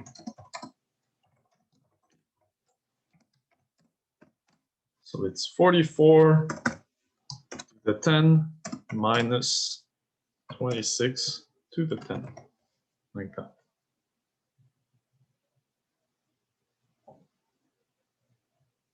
Is there any question on this one? So if you try to do it with inclusion exclusion, well, you'll probably think to, again, use the complement rule for each of these two sets.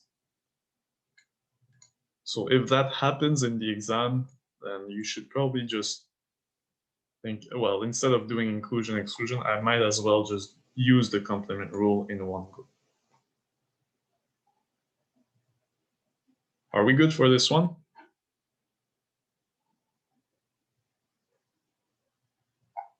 Yep, next. Okay. Consider permutations of the 26 lowercase letters A, B, C to Z. How many permutations contains the string wine? So part A. So how would we answer this?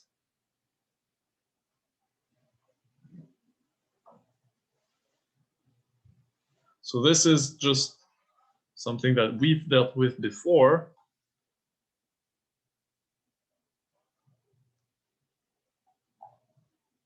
Yeah, it does. So the solution here, remove when both of these do not happen. So when we remove when both of these do not happen, then it does account for each individual cases. we just remove what we did not want. So we get exactly what we want.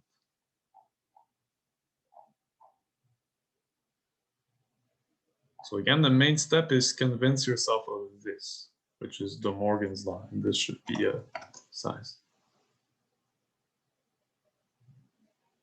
No, so here, what we want to compute,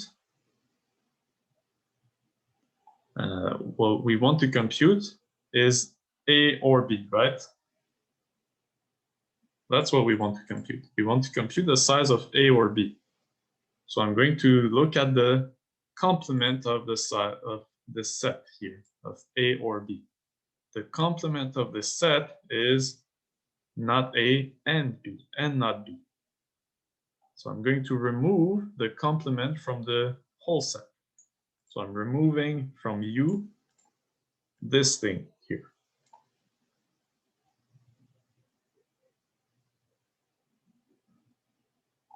So no, it's an or statement here. Yeah, exactly. So it's at least one digit or at least one special character. So really the starting question here is an use, it's an or statement here. No, that's fine. Okay, so how would we deal with this? So the trick here, if you want to count the number of strings with a fixed substring, well, just look at this guy as one character. So here we're counting the number of permutation with a fixed substring. So instead of having 26 lowercase letters, how many characters do we have, or letters do we have?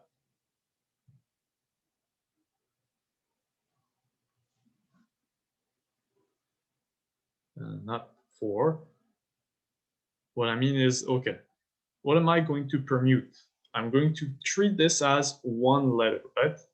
So I'm going to remove W, I, and E, which means 26 letters, and I'm going to treat this as one block. So I remove these 4 letters, but I add them up, I add them as one letter. So this whole thing consists of one letter. So we treat wine as one letter, which means we are permuting 26 minus 4 plus 1 letters in total, right? So we treat this wine thing, these 4 letters, as one letter. So we remove them, but then this makes one letter. So we add back one letter. So how many? It's just, that's the trick. If you're going to count permutations, well, you have a substring that must happen. The trick is to treat your substring as one block. That's just the trick. Why are we adding 1?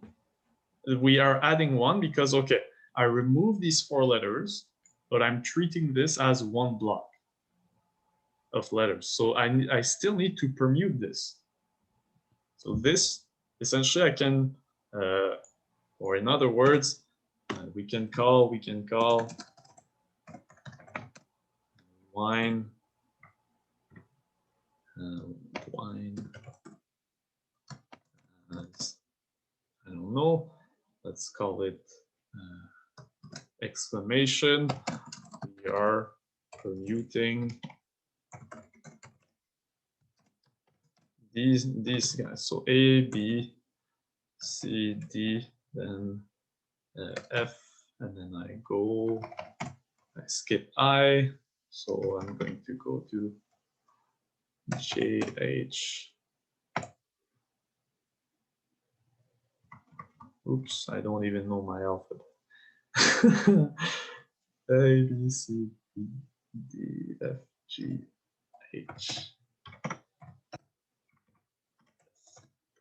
I can't write. J, K, L, and and I'm skipping some letters essentially, right? So P and so on, and I get to W, so V X, Y, Z, and I add this extra letter. So this is what we're permuting, right? So this has 23 things in it. So this exclamation mark just refers to this block.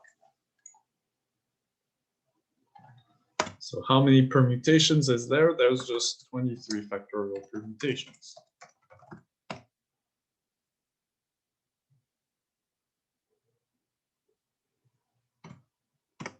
So that's just a standard trick. Next part is how many permutations do not contain any strings of wine, vodka, or Coke.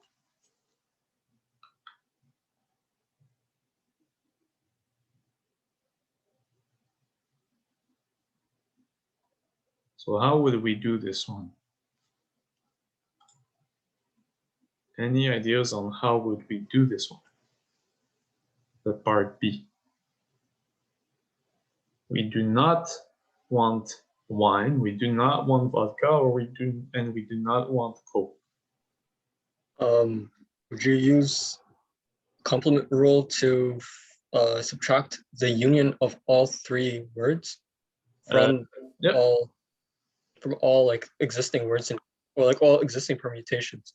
Yeah. So That's absolutely correct. Yeah. So here we would use the complement, right? So we do not. How many permutations do not contain any strings of wine, vodka, or Coke? So if we do not want these guys, we're going to remove them, right? So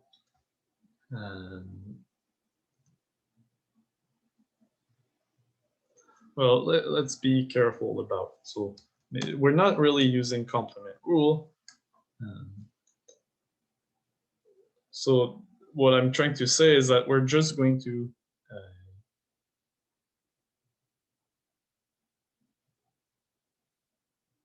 okay, so here it's the do not contain the or statement, right? That's the annoying thing. So what are we using here?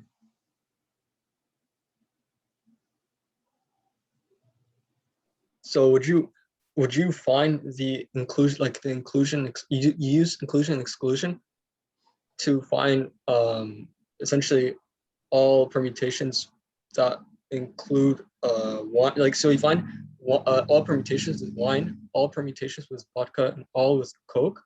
Yeah.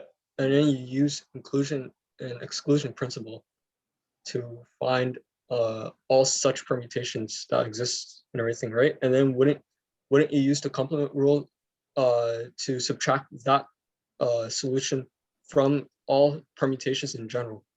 Yeah, that is correct. So yeah, so the thing is, if you're saying we use a complement rule, just be careful, because the complement rule would really say, well, do contain either wine and vodka and Coke, which is a bit odd. But yeah, so the idea is to combine both, right? What we're going to do is use inclusion exclusion and then understand what we're going to do with what we're computing. So so it just comes down to the notation that you choose to deal with. So I'm going to write something like this. So let A be the set of permutations,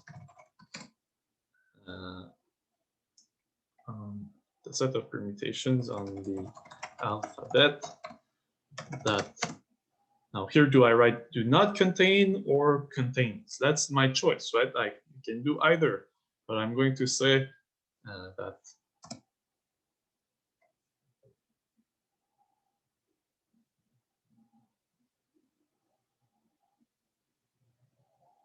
yeah, so that's the thing. So it just there's no, as long as you understand what you're trying to compute, right?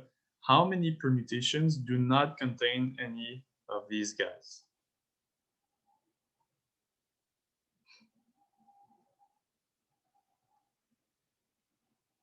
So just think about, so there's several ways to approach this, but we do not want one of these guys, right?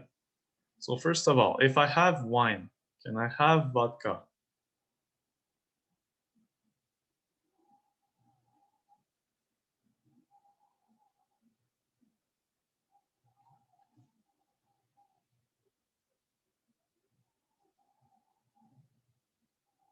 Why no? I think it's yes, right? But if I have vodka, can I have Coke? No. So this one is no, but these two one could happen together. But these Coke and wine cannot happen together.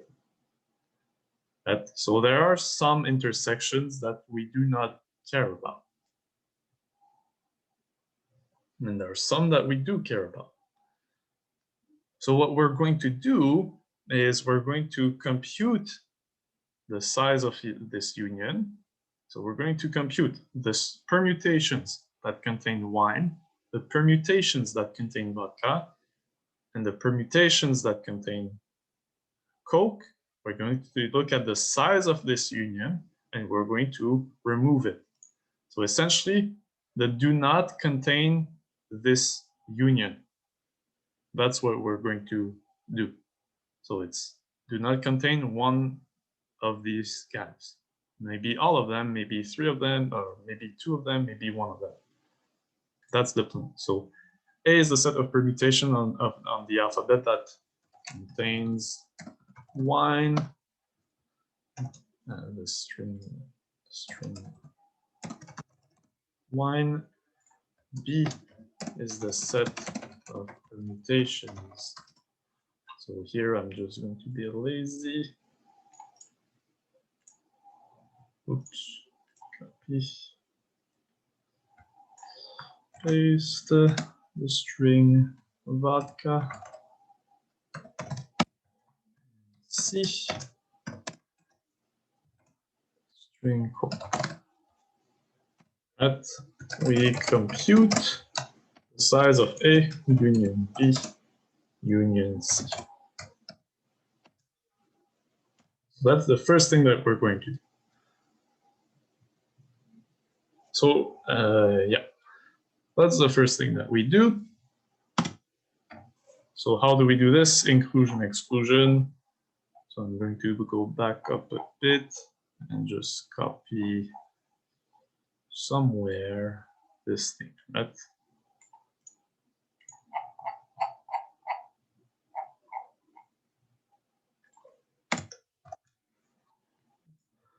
By inclusion,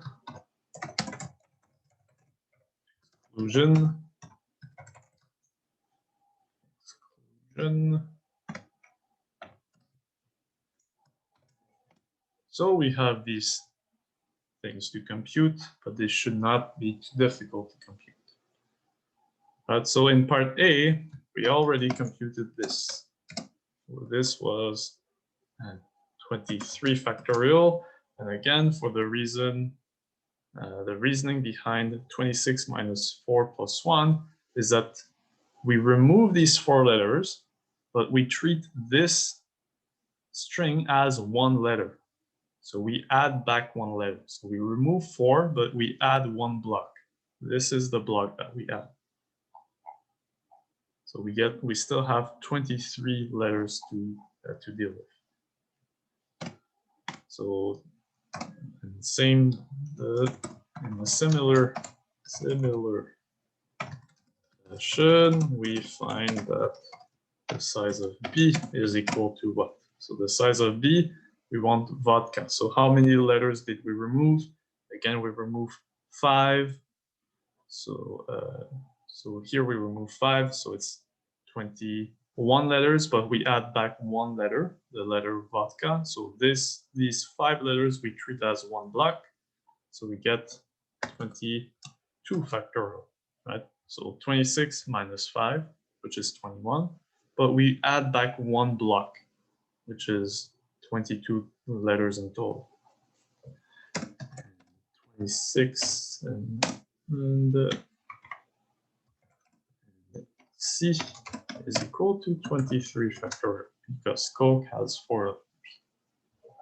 So the same reasoning.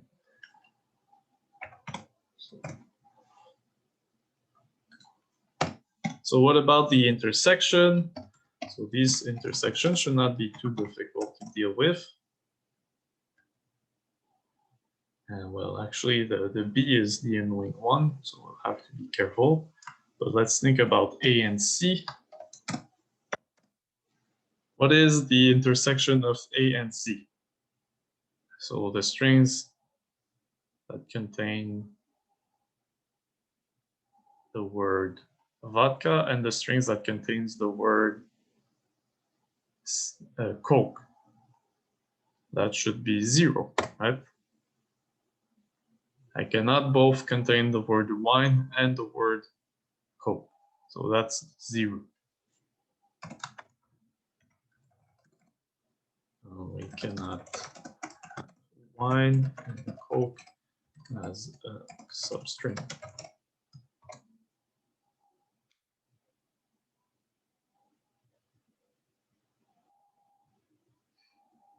Right? So if I have the string wine, yeah, they both have A, but here remember what we're counting. It's a set of permutations. We're not intersecting these two words. We're intersecting the set of permutations that contains wine and the set of permutations that contains Coke. So here there's no such permutations that can contain both of these words. That's what we're intersecting. Now, same thing. So I think it's A and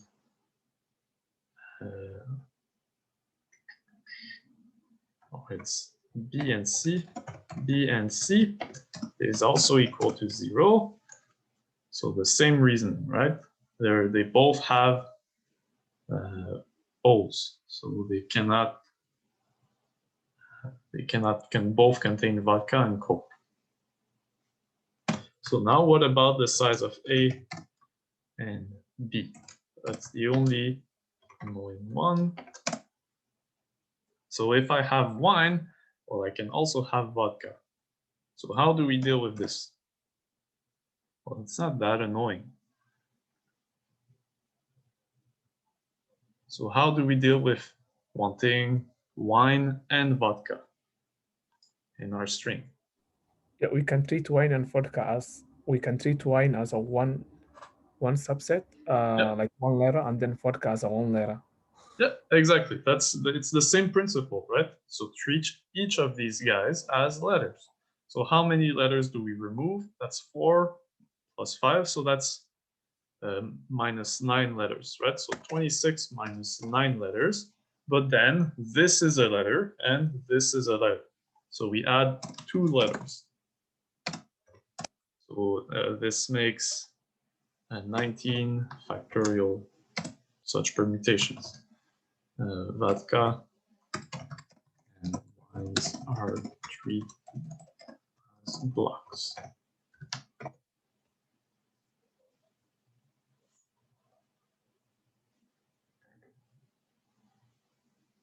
I'm not sure what your question is here. If a list is separated by a comma without the word or, it can be included, or so you mean like in the question, right?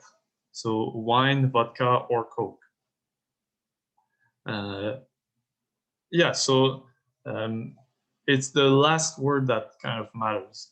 So wine, vodka, or Coke means one of these 3 guys. So A and C is 0 because can I have the string wine and can I have the string Coke at the same time? When I look at A and C, no, it's not possible. If I have wine, then the letter before E is N. So yes, it's because they have shared letters. So here I have an E, but the letter before E is N. whereas here the letter before E is K. So I cannot have wine and Coke at the same time. It's a permutation, which means I don't repeat myself. If I place one letter, I cannot use the same letter again. Right? We're counting permutations. If it was string, that would be a different thing. But here we're counting permutations, which means that once we use a letter, we cannot use that letter again. That's why we have factorials here.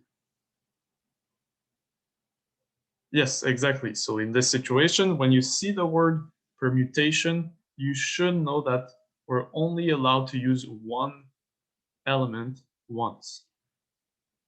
And yes, A and B and C will also be 0. That's exactly correct. So in general, when you see the word permutation, you should get some factorial factor, right? Because the number of options decreases, and that's how you get the factorial. So here, the size of A and B and C is equal to 0. Same reasoning. Same reason as same reason.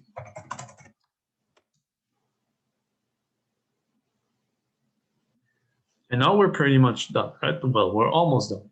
So now we put everything back in our formula. So this gives that A union B union C is equal to what? Is equal to 23 factorial plus 22 factorial plus 23 factorial minus 19 factorial. Right, and I think the rest was 0. Right? So 23, 22, 23 minus 0, 0, 19 plus 0.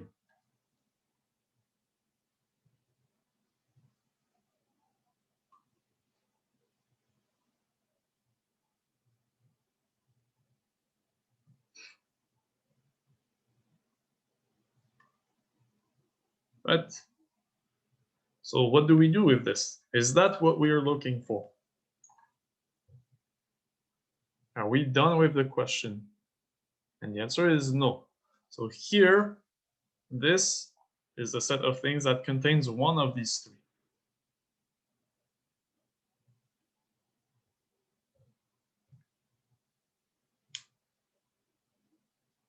So we want to remove that from the universe, right? So we want to remove A union B union C to find the strings that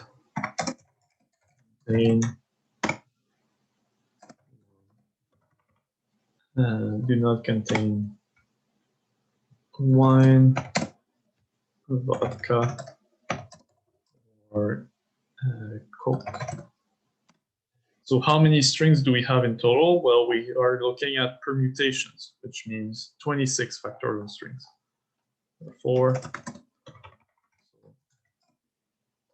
26 factorial minus this whole thing. And here we just copy and paste.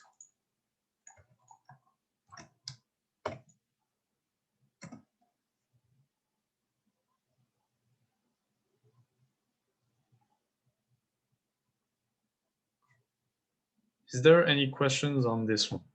Are we good?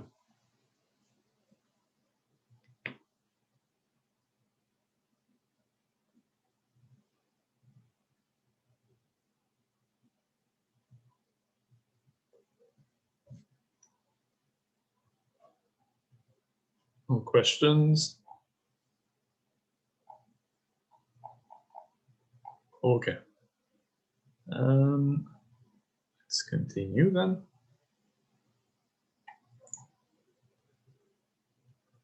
Okay, now we fall into different kind of questions. Consider a rectangle whose horizontal side has length m and whose vertical side has length n. A path from the bottom left corner to the top right corner is called valid if in each step it either goes 1 unit to the right or 1 unit upwards. So here it gives us an example with m is equal to 5 and n is equal to 3. So why is this path valid? Because at each step we move from one block in one direction, either from the right or upward. So we want to count the number of valid paths.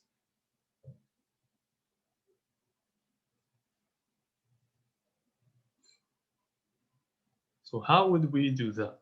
And I think that's one of the questions that Professor Holden recommended. So it's a good question to try to understand.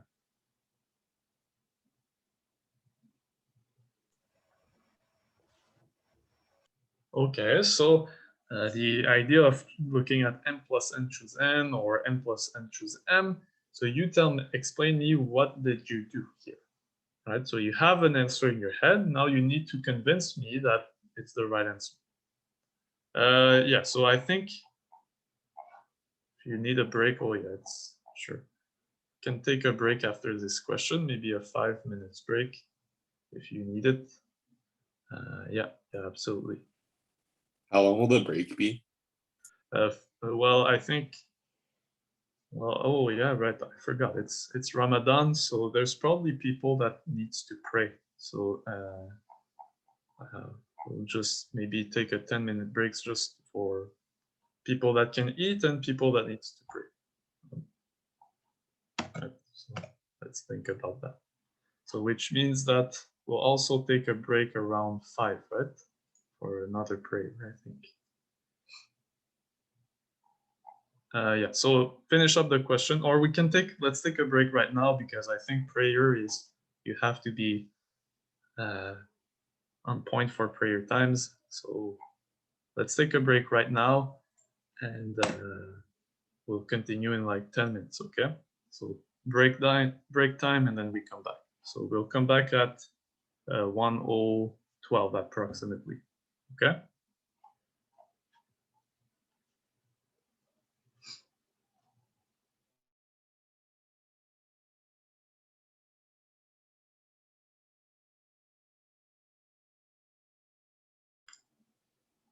Okay. All right. So let's continue, and we'll take another break in around 3 hours. So I know we're taking quite a long time for these questions. So it's just explanation that takes a while. I don't think one of these questions should take you more than 10 minutes, or really at the maximum like 20 minutes. Right? So it's the explanation that takes a while. That's it. So again, we have a rectangle of the length. So we have the length here is m, and the length here is n, correct? Right? It's vertical side has length n, and horizontal side has length n. So we have a path, a valid path, if we move one to the right, one to the up by 1 unit on every move until we reach to the or other corner of the rectangle. So we want to count the number of valid paths.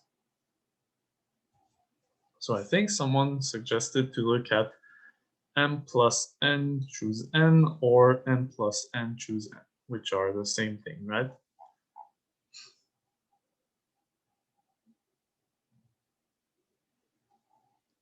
So how would you guys argue this? So I want to get from this corner to this corner.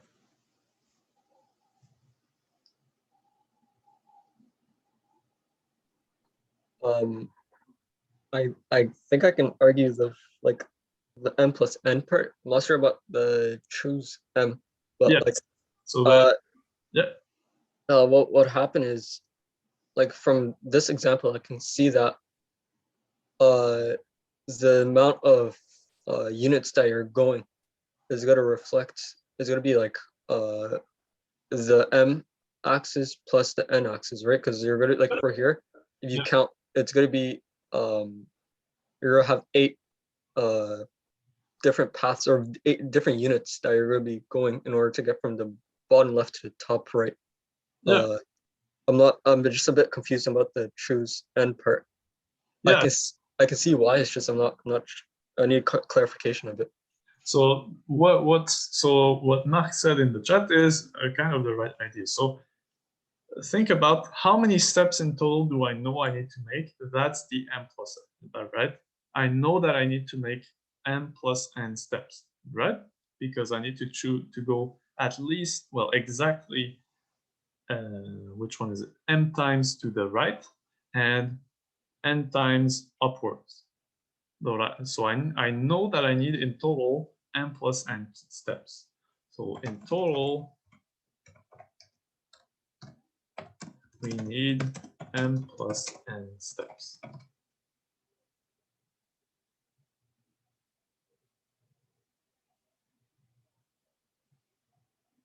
Exactly. So both your answers are correct in the chat. The idea is at each step, at each well, how could I say this? At each point, I make a decision. Do I go right or up? And I do that every time at each step. So here the idea is that there is a bijection between the valid paths and bit strings. You could say, okay, well, I'm looking at the bit strings of length m plus n, and in a position I'm 1 if I went to the right. If I'm 0, it means I went upwards. So what are the bit strings that we're looking at? Well, we're looking at a bit string of length m plus n because we need m plus n bits to end up here in this corner, or m plus n moves to end up here. And how many times will we move to the right? Exactly n times. Because that's the amount that we need to move to the right. So the rest will be, m times, and the rest will be n.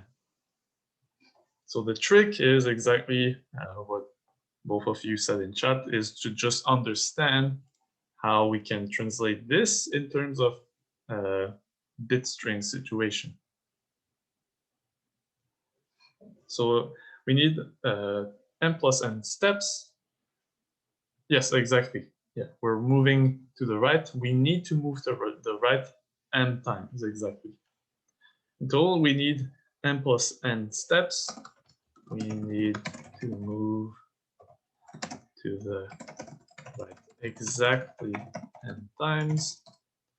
And we need to move up exactly n times. So for each move, we have 2 options, up or right. Let A be the total steps from bottom left to top right. So just be careful about the notation, but it's not divided by, right? It's just n plus n choose. Yeah. So just, well, that's one thing in the exam, your notation really matters. So sometimes, like in assignments, you like, some of you, it sometimes happens where you don't put the right notation, and like the TAs are kind of used to it, but teachers might not be. So, and I think the teachers will be marking some of the exams themselves, I think. So just make sure that you insist, if you want to use some notation that is not exactly proper, just make sure, oh, well, here I mean this, and in this exam I mean this when I write this. Like, just be sure that your notation is like properly taken care of, just for your own safety. Okay, again, so here the trick is just to understand that a valid path corresponds to essentially a bit string in which you have exactly m1s, where the m comes from having m movements to the right. So each move we have 2 options, up or right. So we can look at, we can call them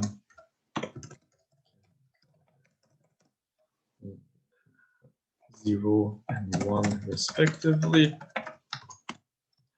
So a valid path is a string of 1 and zeros with exactly what is it? Exactly n ones. In class, we have seen that the number of such strings is m plus n. Choose n. Yes, I'm going to post the document after.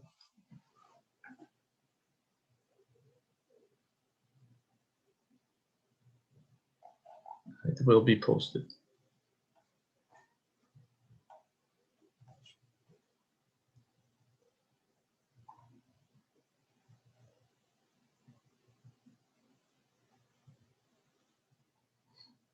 And that's it, right? That's good enough. So maybe this question looks scary, but when you figure out what you need to do, it's pretty much simple.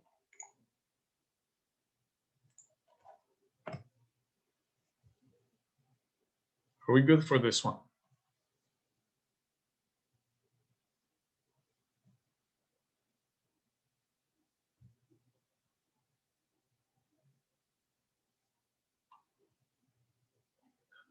Silent means yes, which is an odd thing. Okay, so I think we're good. So let's look at this one. So I think that's another one that is recommended by Professor Holden. So worthwhile understanding. So the square in the left figure below is divided into 9 cells. In each cell, we write one of the numbers, -1, 0, and 1.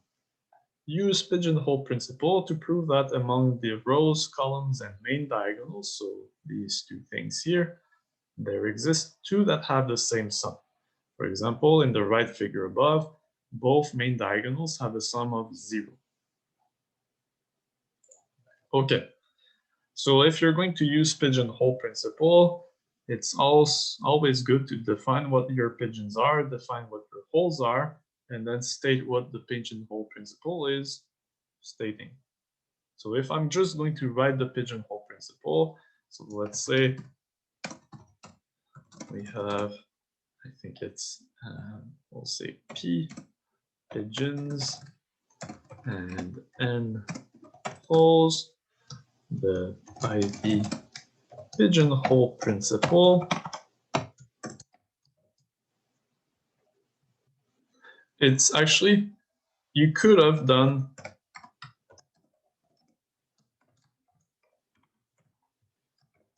these two things are equal.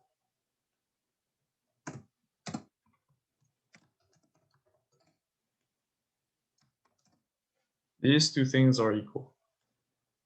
This is equal to this. Oh, no problem, no worries. So the number of bit strings of length m plus n with exactly m ones is equal to the number of bit string of length m plus n with exactly m plus n minus m, which is equal to n zeros. So this is really equal to this. Okay, so by the pigeonhole principle, that's the main line that at some point you should write in your assignment, I think. So what does pigeonhole principle states? It's an existence statement. So it states that there exists at least one hole containing at least, now which one is it? Is it the floor or the ceiling? Which one is it? Floor or ceiling?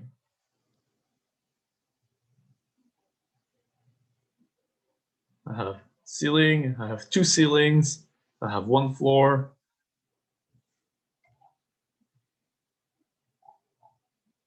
Yeah, ceiling. Okay, we're all in agreement. It's ceiling, right? So ceiling, which I don't know how to spell. I think it's ceiling like this. So the ceiling of what? Of the number of pigeons divided by the number of holes.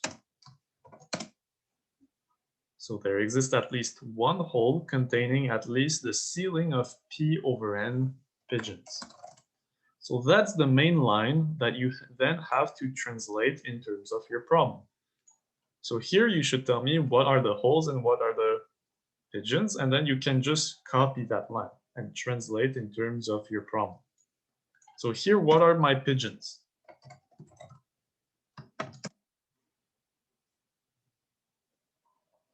And what are the holes?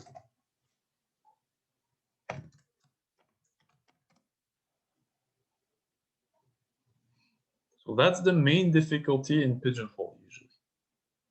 So rows, columns, and diagonals is equal to pigeon. Do we agree with that?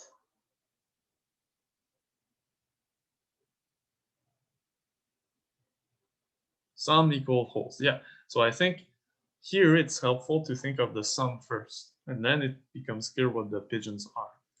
So here we want to, what are we looking at? We're looking at the sum in each row columns are diagonals, right? So it becomes clear also when you read the question. Prove that among the rows, columns, and main diagonals, there exist two that have the same sum.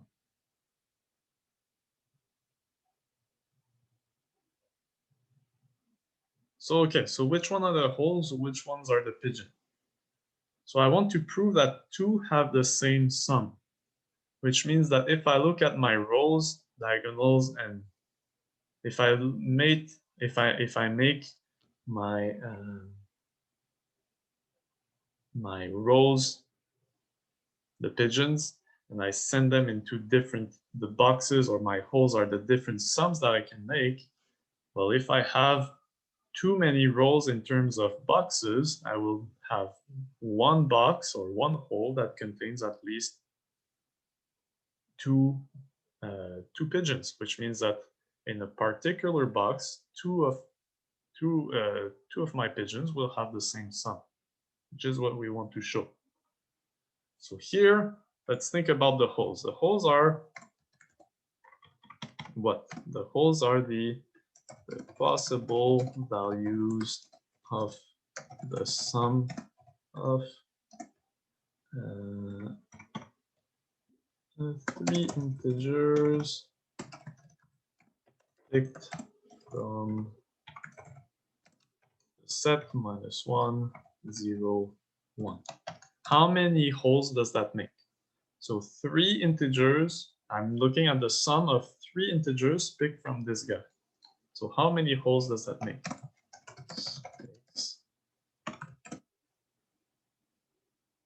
7, right? So -3 is an option, -2, -1, 0, 1, 2, 3. So that's a total of 7 options. Now, how many pigeons do we have? So now just count. So we have how many rows? 1, 2, 3. How many columns? 1, 2, 3. So that's 6. And how many diagonals? 1 and 2. So that's 8. So 8 pigeons. 8 pigeons. The 3 rows, 3 columns, and 2 diagonals. So how did we get exactly? So what are the possible sums that I can make with 3 integers picked from this guy? Just list them out. So the smallest I can make is -3, then -2, -1, exactly what's written in chat. So there are 7 possible sums. And now you apply the pigeonhole principle. So this is the line that you pretty much always have to write in your assignment. Then you just translate this line in terms of your pigeons and your holes. So by the PHP, there exists at least one sum, or one hole, I can say one hole containing at least So what is the ceiling of P over N in this case? Well, the number of pigeon is 8. The number of hole is 7. So the ceiling of 8 over 7 is equal to 2. So we have at least one hole containing at least 2 pigeons, which means that at least, now you just translate, so among, which means that among the diagonals, rows, and columns, square, 2 have the same sum. Right? So I know that 2 of my pigeons went into the same hole, which means that among my 8 pigeons, so among my rows, diagonals, and columns, 2 of them were sent to the same sum. And that's exactly what we wanted to show here.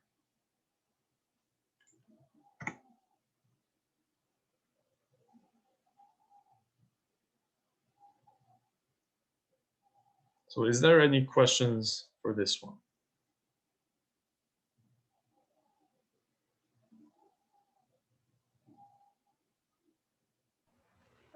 Sorry, can you explain the holes again? Yeah. So the holes are the different sums that I can make. So the holes here, the possible values of the sum of 3 integers picked from -1, 0, and 1. Right? So what am I looking at? The statement says that I'm assigning one number in each of these subsquare here. And I'm interested in the sum that I can make. So in rows, columns, or diagonals. Well, the sum that I can make, what is the range of them? My statement that I'm trying to show is that 2 of these sums, so amongst the rows, the diagonals, and the columns, are going to be the same. So how many values for the sum do I have? Well, I have 7 different values because I can make any number between -3 to 3, which is 3 numbers, any integers between -3 and 3. So the ceiling is just part of your statement. So if essentially it's telling you, okay, if I'm going to distribute in the most even fashion P pigeons into N holes, what is the least, the small, what is the box containing the smallest going to, what is the box containing the smallest number of pigeons is going to contain? So the ceiling is that number here. You're looking at the best even distribution of your pigeons into N holes. How did we get -3, -2? So we're looking at the sum of 3 integers picked from -1, 0, and 1. So what's the smallest sum that I can make? It's when I look at -1 plus -1 plus -1. Right? If this is a -1 here, then this sum here is -3. So here the sum is -2. So I'm looking at every possible sum that I can make.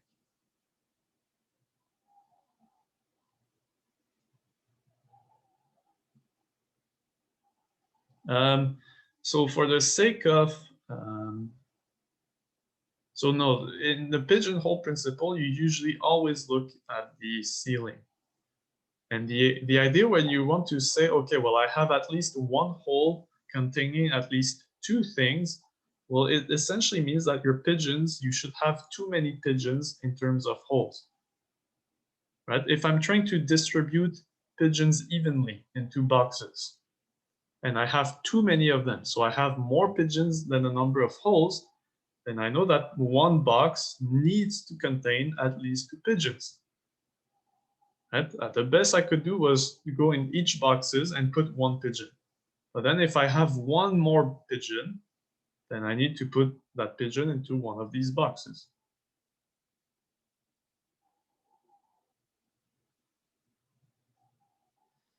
Yeah, so like I said, so it depends. It depends on the exam. We don't have the exam.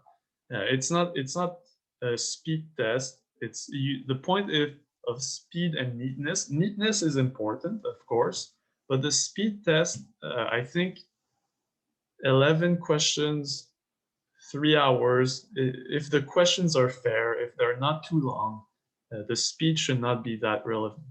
Like the point is what you want to make sure in either multiple choice or written exam questions, you should not block on a question. When you read a question, it shouldn't take you more than 5 minutes to understand what the question is asking and how you're going to solve it. Okay, and like I know you guys think that multiple choice is easier, but to be honest, like the point is the same. If you read a multiple choice and you don't know how to approach the multiple choice, you're still totally lost. Like the multiple choice are still built cleverly to just give answers that look correct. So you still need to know what you're doing in a multiple choice exam. I think it's a bit easier in a multiple choice exam, but in terms of times, 2 hours for, I think, what was it? 25 multiple choice question. If you block on something, you're still kind of low on time. So you want to make sure that you understand what you're doing.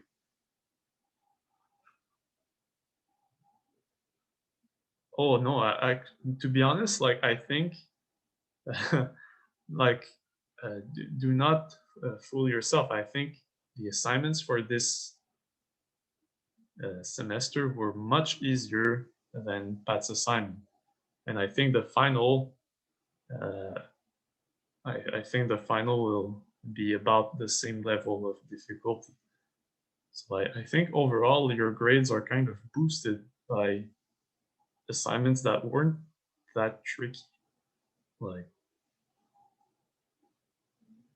the last assignment, I don't think so. I think there was one question, question 4, with the connected and disconnected one that was tricky. The rest was, I think if you follow on the course, it's not that harsh.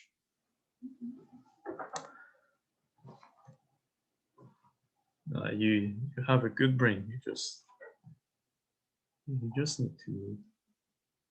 Oh, it's not 8 questions for 8 hours, 3 hours. It's 11 questions. So that's my point. The point, what should take time is writing. It's not figuring out how to do the question. In either a multiple choice or a written exam, that's what you have control over. Like writing, take the time to write something neat. But the overall, where you gain a lot of time is not blocking on some question. Like if you spend 10 minutes trying to figure out what the question that should not take 10 minutes to figure out, that's where we have a problem. Like this one might be the case, right? Where you're totally stuck and you don't know what to do. Oh, okay. So if it's 8 questions, then like I don't know how many questions. So if it's 8 questions, then good. That's good. Yeah, I think so too. Writing, if you understand, okay, I have an answer in my mind. I know how I got to that answer. Writing it is just to make sure that, okay, I need to be a bit formal and set up my notation, right? So usually it's setting up your notation, using your notation to just prove what you're going to prove. So usually writing is, you have to be careful when writing, but that should not be it's the longest part, but it's kind of the easiest part too. I think this should be on the similar level, and I don't think, I really doubt that you'll have like prove that this theorem is also true in the case where you remove an assumption. You should not have a question like prove some theorem. Like this isn't a math exam, so it should be more application. So do you understand how to apply a theorem? So apply indicator variables, apply geometric distribution, apply binomial distribution in some scenarios. So it's really more of that format that I think. Yeah, so regardless, don't believe when you have a teacher and that tells you, well, I think the exam is very easy or very hard, you just throw that away. Like the only thing that you can do is study and train your brain to just recognize patterns and solve problems. That's the only thing that you can do. Don't stress about, is this exam easy or hard? You'll know it on the day of. Like the rest, just focus on what you can do right now. And that's it. I just have a question. I'm still confused on 3.81. Yeah, go ahead. So I saw the total 7 sums, right? It goes from -3 to 3. Yep. I'm still not quite confident with that, and also the concluding statement about the pigeonhole principle, if we could do that. So do you understand pigeons? What are the pigeons and what are the holes? Yes, I understand that. Yep. Okay. So the idea is pigeonhole always tells the same thing. Okay. Pigeonhole always tells you this. That's what pigeonhole always tells you. Regardless of what the pigeons are, regardless of what the holes are, that's what pigeonholes tells you. So in our case, what we wanted to do is have a hole containing at least 2 pigeons, where the hole means being some number, some sum, and the ceiling being, okay, well, how one of these pigeons. So here I have 8 pigeons sent into 7 holes. So which means that if I have 2 of these pigeons, so maybe a row and a column, will be sent into the same hole, it means that their sum must be the same. For example, if I took this row here, this row here and this column here, they were not sent in the same box, in the same hole, because this has some 1 and this has some 0. So here the idea is I have too many pigeons in terms of holes. So I know that one sum will be achieved by at least 2 pigeons, which means that one sum is achieved by at least well, 2 of these 8 guys. So at least among the diagonals, rows, and columns, 2 of them have the same sum. It's just rephrasing this thing in terms of what your pigeons and holes are. And the fact that I had 1 more pigeon than the number of holes means that the sum is achieved by 2 of these guys, which is what we wanted to show. Okay, yeah, that makes a lot of sense. Just another quick question. Where's -3 coming from? I can't see which line, row, column has. Oh, so this, you don't base yourself off this example. This is just an example. What you base yourself off is, okay, when I look at this empty square, when you look at this empty square, I'm putting one number between -1 and 1. Oh, okay. And so you could put 3 -1s. Exactly. You don't base off of this example. You base off of this. Oh, that's why I was confused. Oh, okay. Yeah. All right, makes sense. Thank you. Yeah. So the 8 pigeons is just looking at exactly what the question is asking us. Here, among the rows, columns, and main diagonals. So I have how many rows? 1, 2, 3. How many columns? 1, 2, 3. How many main diagonals? 1 and 2. So that's a total of 8 pigeons. So here the difficult part about pigeonhole is, again, understanding what am I going to define as pigeons and what am I going to define as holes. But usually it comes from understanding what you have to prove. I want to prove that amongst these things, 2 of them are sent into the same box.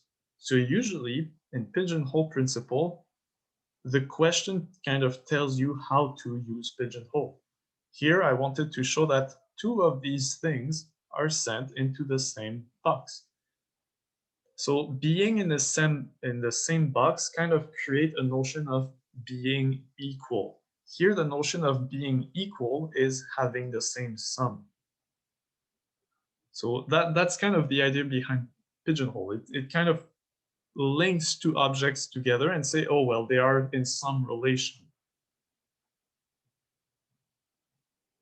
Yeah, so usually, and that's true regardless of multiple choice or written, pigeonholes are usually a question, the one type of question that students do struggle with. I don't think the pigeonhole that you'll be looking at should be it should be about that level. Okay, so just think strategically about what are you trying to prove.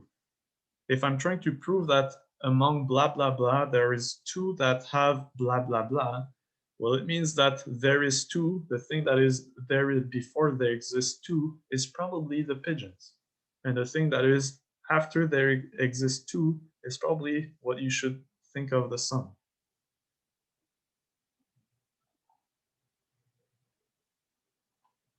So there are ways to just figure out what you need to do in pigeonhole from the question.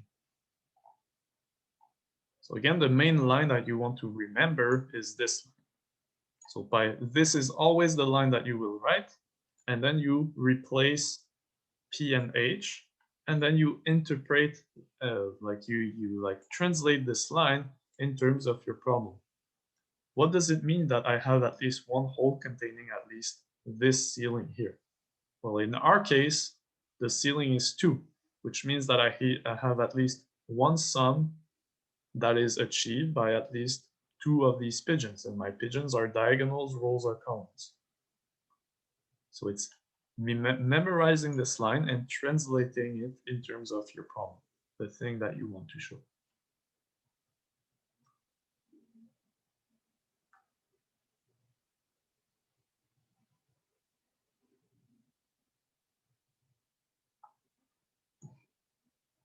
Okay, are we good for this one? We're about to do some other pigeonhole questions. So, okay. So yeah, I think pigeonhole is one type of question which can be annoying, but just read the question carefully and understand what am I trying to prove. And usually you figure out what your pigeons are and what your holes are from the question itself.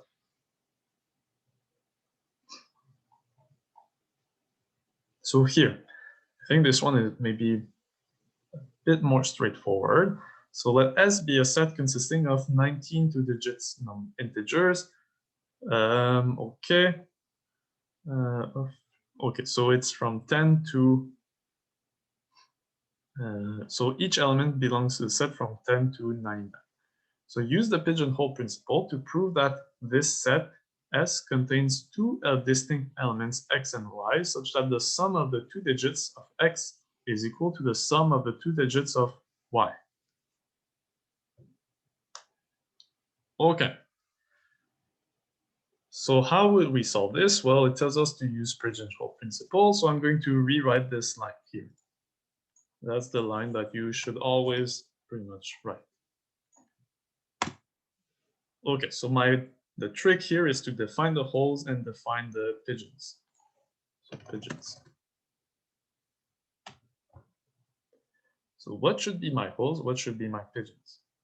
Well, read the question. Prove that this set contains at least 2 distinct elements X and Y, such that the sum of the 2 digits is equal to the sum of the 2 digits of Y.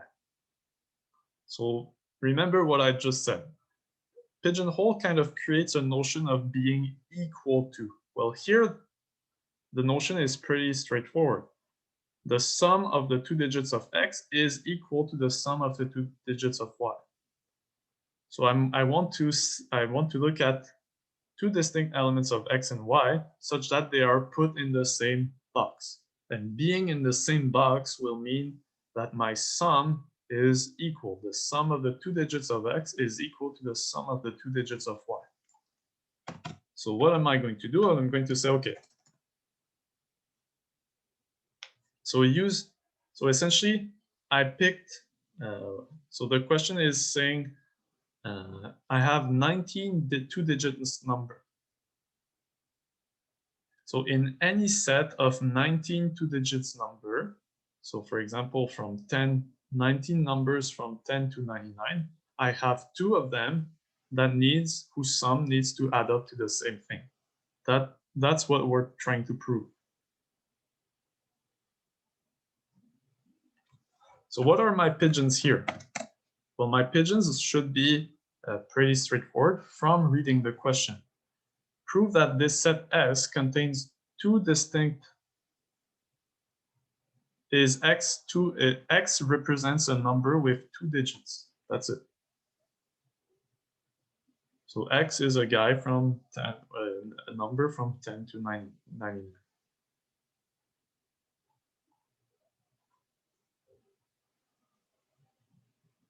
So if I pick two numbers from there, if I pick 19 numbers, different numbers from this set, I should have two of them that add up to the same thing.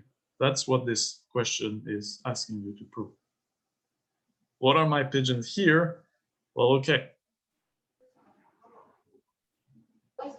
Yeah, that is correct. So for example, 11 and 20 would be equal, right? So the sum of the two digits that I got picked would be equal. Yeah, exactly. So the pigeons, what am I trying to show? I'm trying to prove that this set S contains two distinct elements, two pigeons, that are in some sense put in the same box. So such that the sum of the two digits of X is equal to the sum of the two digits of Y.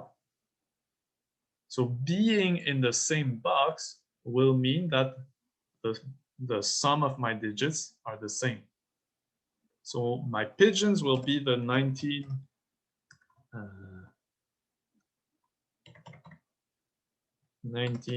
different. So here we do have to be, well, yeah, 19 different two digits numbers. And S. So here, maybe just to be a tad more formal, I'll say let S be such a set. So 19 two digits. Right, so I don't know what my set S is. And exactly, the point is, how many sums can I make from two digits numbers? The point is 19 of them. I can make the sum 1 to 9 plus 9, which is 18. So I have 19 different two digits numbers of S, and then the wholes will be what? Will be the 18 different values of the sum that can be made by a two-digit number. Yeah, and that's exactly it. Yeah. So how many different sums can we make with a two-digit number? Well, the lowest sum is 1. If I pick 10, that's the lowest sum possible. So I add 1 plus 0, that's 1. The biggest sum will be 9 plus 9, which is 18. So I can make all different values from 1 to 18, which means 18 different values. And now what is pigeonhole stating?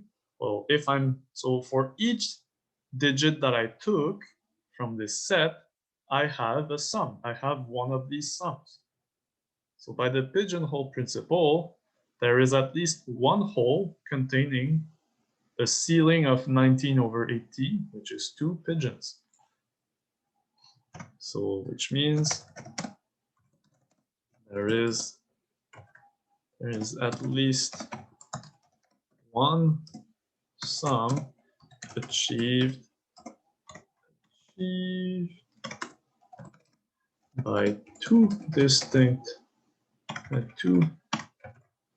pigeons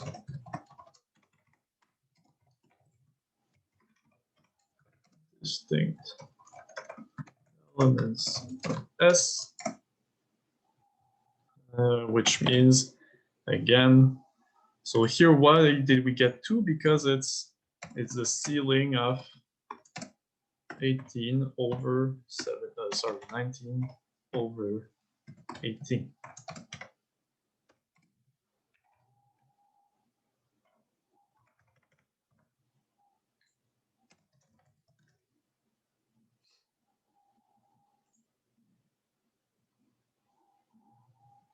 And we're done.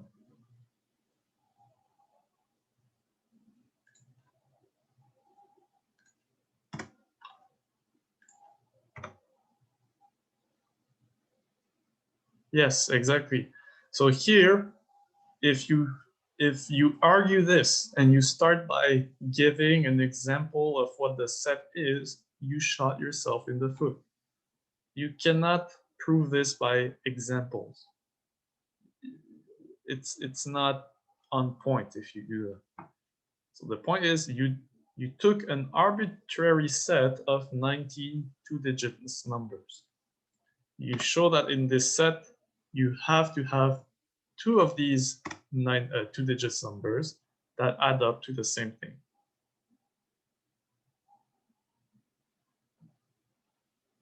So here, look at the question, okay? So do you understand why are we looking at the values of the sum?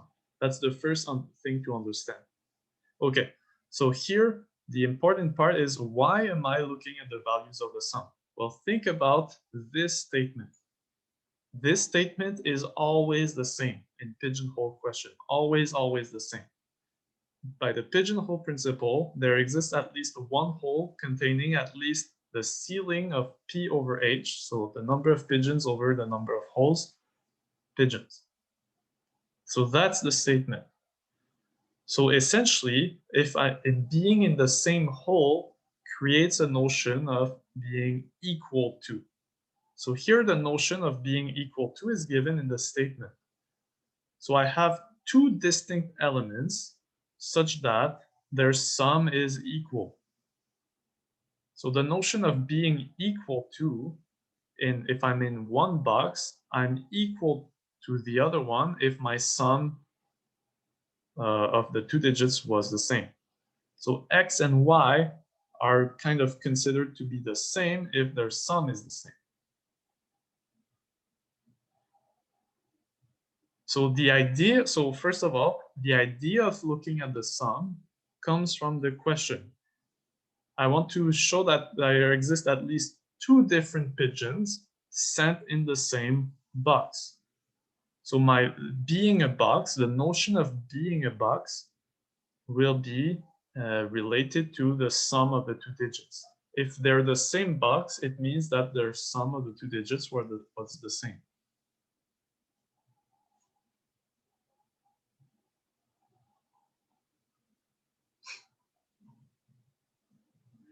So then, how many different boxes do I need? Well, I'm looking at every possible sum of the 2 digits. So how many different sums? So if this is all possible 2 digits numbers, what are the sum that I can make? Well, can I make the number 1? Yes, by adding with the number 10. So 10 gives the number 1. 11 gives the number 2. And then I can keep going up to 18. 9 plus 9 will give me the number 18. So how many different values of the sum I can make with these 2 digits integers? I can make all integers from 1 to 18. So there's 18 different values for the sum. Each of these values represents one box. So for example, these are my boxes. So if I ask you, where does 72 goes? Well, it would go in the box. Which box does 72 goes to? 9, exactly, because 7 plus 2 is equal to 9. So I would put 72 in box 9. Now I have 19 digits numbers. I do that for each of these numbers. So the idea again is, okay, well, if I want to spread the most evenly possible all of my 19 digits numbers in terms of their sum, well, the best I can do is to put one number corresponding in each box. But then I still have one extra number to put in these boxes. So I know that one of my boxes will contain two digits numbers. And what does that mean? It means that I have 2 digits numbers in there in my set whose sum were equal. And that's exactly what we wanted to show. So that's the idea of pigeonhole. Pigeonhole, that's the main idea, is to have too many pigeons in terms of holes, and then you know that one of your holes contains some number of pigeons. And then the notion of being in the same hole will create the relation that you want to prove. So here we had two different things sent into the same hole. So that's the relation, or the holes, how we define them, should give us the relation of being equal to. So I know it sounds abstract, but that's kind of this idea. So it's 18 because we have 18 different values for the sum. Look at this set and ask yourself, what are the values that I can make from these integers? I can make the value 1. I can make the value 2. I can make the value 3. So how many different values can I make? What is the biggest value that I can make from 2 digits integers? It's 9 plus 9, which is 18. So it's from 1 to 18.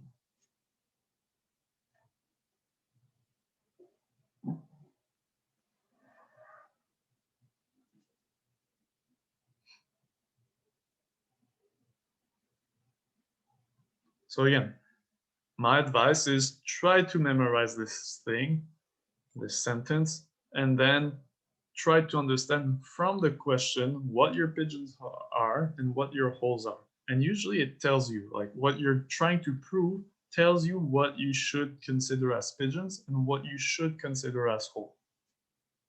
So here, again, the idea of being in the same hole creates kind of a relation of being equal to. So something is equal to another thing.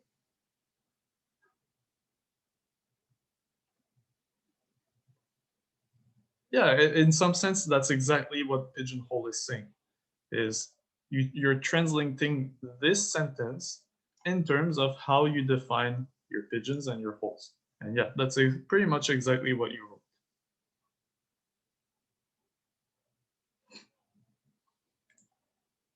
So just don't forget the ceiling part, the ceiling of this fraction, right? The point is that 19 over 18 is 1 point something. But the ceiling of that is 2. So that's it. Okay, another pigeonhole question. Let n be greater or equal to 1 be an integer. Use the pigeonhole principle to prove that any set of n plus 1 integers from 1 to 2n, there is 2 elements that are consecutive, which means they differ by 1. So again, I'm going to copy this thing here, and you guys, or think for a moment, what should be my pigeons and what should be my holes? So the first thing I'm going to write is let S be a set of n plus 1 integers from 1 to. So what are the pigeons? What are the holes?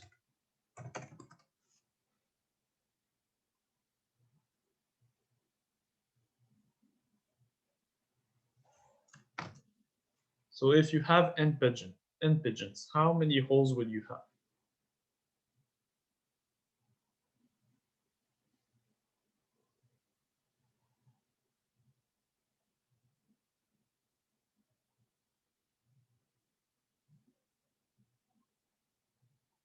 n+1 pigeons and the holes.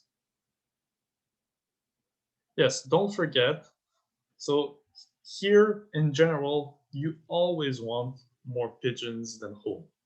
That's like if you define pigeons and define holes and you have less pigeons than hole, then pigeonhole doesn't prove anything really. It's kind of a useless statement. So that's one trick to keep in mind. You should have more pigeons than hole. Exactly. So here you should have n+1 pigeons. So that, and again, read, if you're not sure, read what you're trying to show. I want to show that there's at least two elements of what? Of S. I want to show that there is two elements that are consecutive. So here I want to show that there is at least two elements that are consecutive. So two elements will be my pigeons. So how many elements do I have? n+1. The n+1 elements of S. And now how I'm going to define the holes depends on what I'm trying to show. I want to show that there's two elements that are consecutive. So how can I make sure that if I'm in the same box, then I'm consecutive?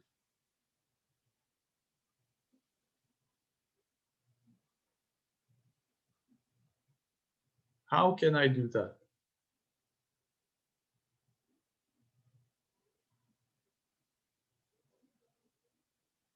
You need to choose every other position. Choose every other position. Not sure what you mean. Like 1, 3, 5, 7. Ah, okay, I see. So, yeah. So the difficult part. I'm trying to tell me what are the holes. How am I going to define the holes?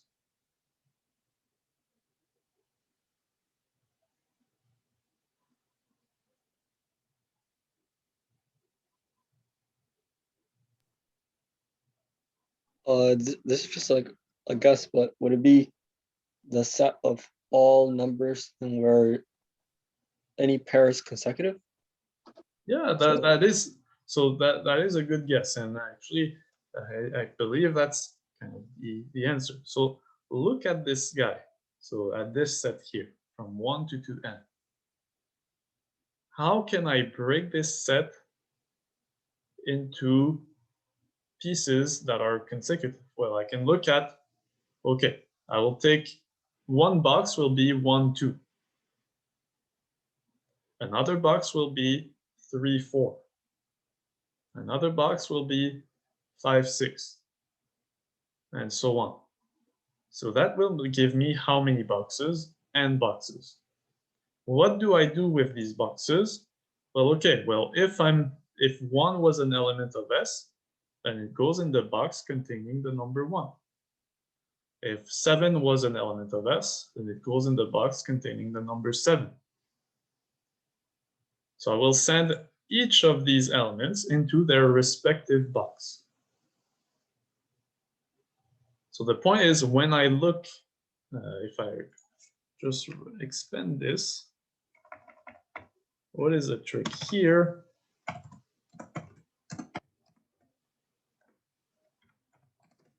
So I will read my elements from left to right, and one box will be defined by two of these guys. And so this defines a box, and this defines a different box.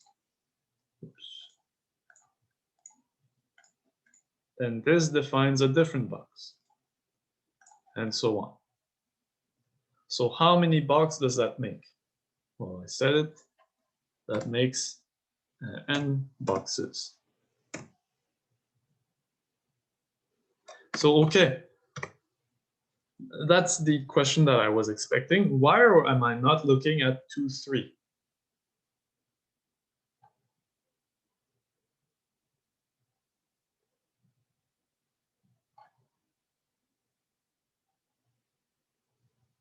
So here. So right, the question is why not? So again, I'll just give what we're doing and then ask yourself a question. So here the questions are what? The holes are the singletons, or sorry, not singletons, but I do this. I look at these subsets, right? So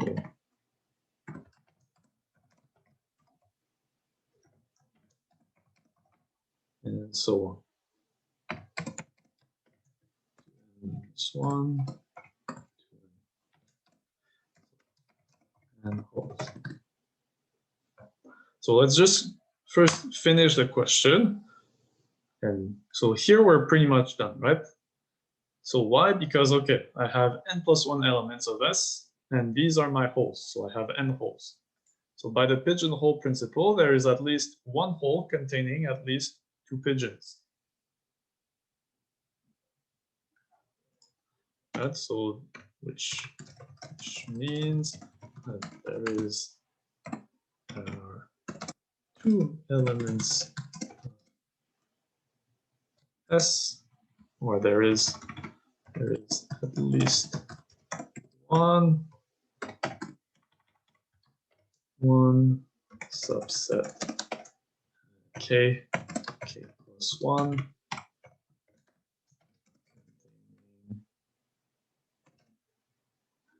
Well, there's many ways to phrase what I'm saying. You can just say there's at least one subset, there's at least one hole containing 2 elements of S, which means that these 2 elements are consecutive. So my question is, why not do the following? Why not do the following? So I think the idea was to say, okay, this is a box, this is a box, this is a box, and so on, right?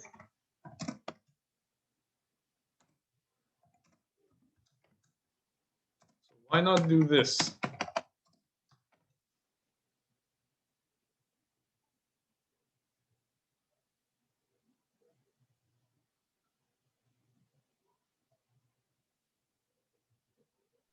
We have boxes overlapping with each other. So like some so one like say you have one box which is like 1, 2, and then 2, 3.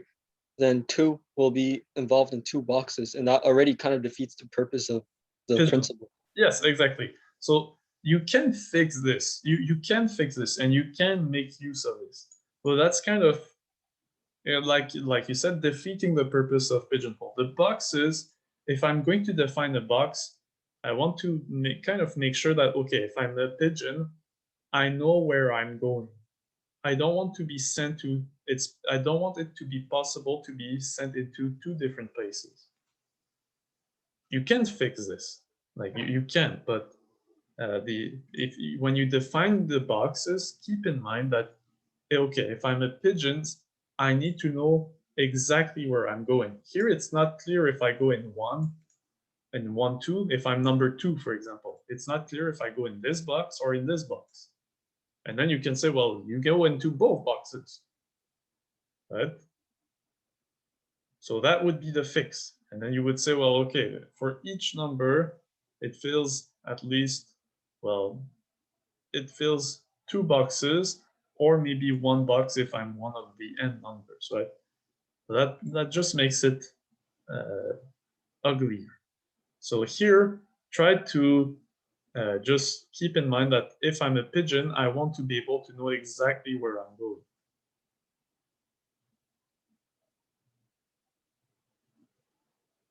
No, you wouldn't. This is not part of the answer, okay? this is the answer. Okay, I'm just making a point here. Why not do this, right? You could have thought, oh well, these are all possible consecutive pairs that I'm looking at, but then it's not clear where do I put my pigeons in these boxes. What do you mean it's not clear where I can put my pigeons? No. So if I'm number 2, where do I go? In which box? Like number 2, what? Like the you mean the n+1 elements of S? No. So if the number 2, so number 2 could be an element of S. So if number 2 is an element of S, where does it go? In which box? This one or this one? Or both?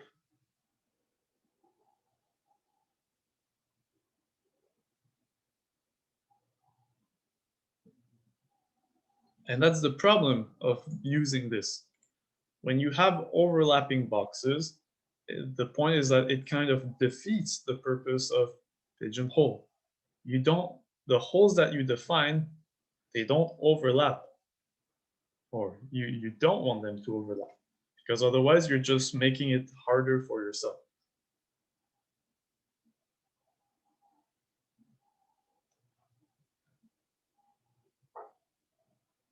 And so no, again, you wouldn't have to explain why you're not using this in the final.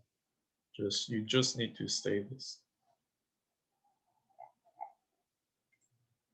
But the question asks like if at least we have 2 consecutive pairs, right? Well, like it's not necessary that we have consecutive pairs every time. It's just the question just saying at least 2 elements that are but consecutive. we don't have 2. So this doesn't mean that we have 2 consecutive pairs every time. It just means that we have 1 consecutive pairs. I know that I have 2 elements from S that are sent into the same box. I don't know if I have more than that. I know that I have at least 2.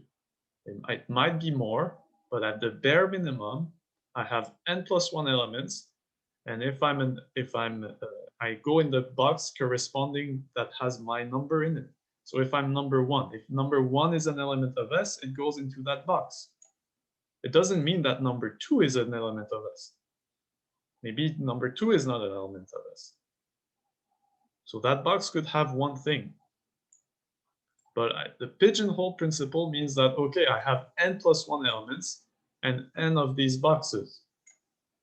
So I need to, the best I can do is each of them has one number, and then I'm still left with one other number to put in one of these boxes.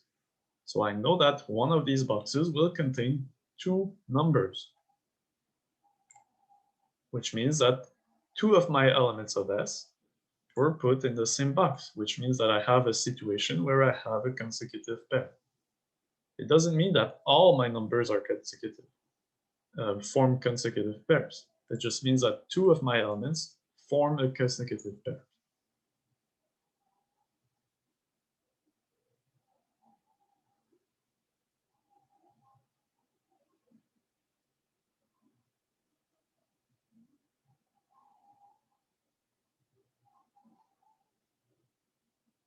Exactly, that's exactly that. It's exactly what was said in chat just now. So each box is made up to hold 2 specific numbers, and then for a total of 2 n numbers, which meaning n boxes in total, and we have n+1 numbers to assign to put in these boxes. So one box needs to contain 2 numbers. And what does that mean in our case? It means that these 2 numbers that are in the same box are consecutive.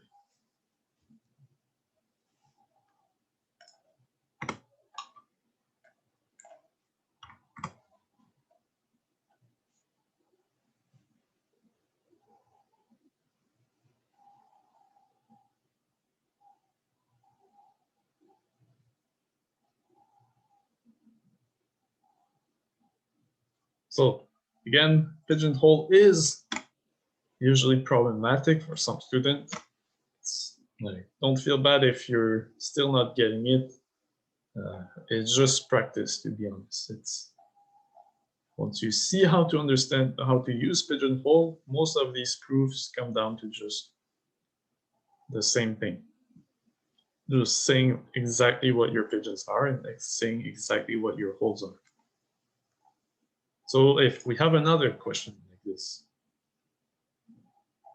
So this is the last question, I think, for chapter 3. And then I think we'll move on to recursion. Will be a nice change. So we have a sequence consisting of 50 subset of the set well, from 1 to 55. So at least that each of these subsets consists of at least 7 elements. So each of these guys contain at least 7 things. And I have 50 of them. Use the pigeonhole principle to prove that there exist 2 distinct indices, I and j, such that the largest element in this subset is equal to the largest element in Sj. Okay, so how do we do this? So again, it's a pigeonhole question. So first of all, in an exam, if the teachers wanted to be a bit meaner, they could remove the use the pigeonhole principle to prove. They would say, prove that there exist 2 distinct indices I and j such that the largest. And that already makes the question for some of you guys much harder. Okay, so I'm telling you, if you have a question like this and it gives you use the pigeonhole principle, you should be happy. Like, it could have been a lot worse. Okay, so it tells you to use pigeonhole principle. So then it's really your job. Like, if you don't do a good job at doing these 3 lines, then you haven't done your job at all. Okay, so if we tell you to use pigeonhole principle, really you should think, okay, it's my job to really say what are the pigeons, what are the holes, and what is the pigeonhole principle. If you don't do that, then you haven't done your job. So here, again, this is the line that we always use. So here, what are my pigeons and what are my holes?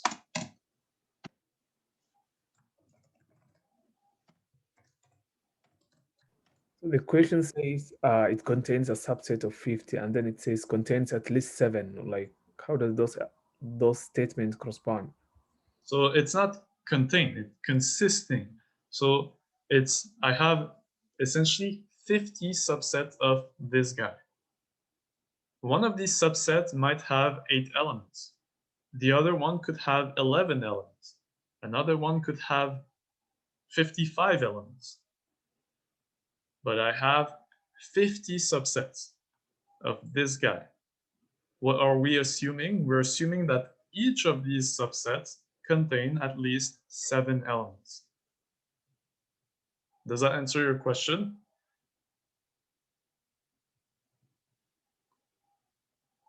So the 50 is not the size, right? It's just the number of subsets that we consider.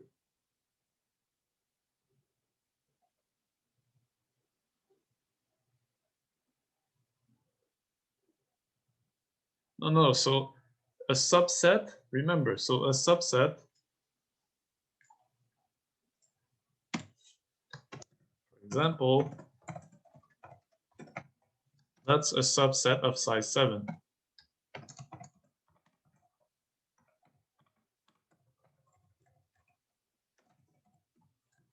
That's a subset of size 8. It's a different subset from this guy, even though they use the same number. Yes, exactly. No. If yeah, it would be problematic if these subsets could not overlap, but they can overlap as long as they're different.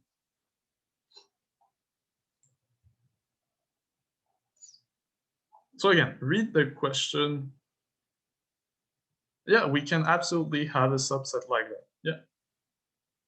So 2, 4, 54, 23, 12, 7, and 1. Yeah, absolutely. So as long as we took 7, at least 7 of these elements. Maybe I took 22, maybe I took 52, maybe I took a bunch, I don't know how many I grabbed, but I grabbed at least 7 for each of these guys. Okay, so again, try to understand.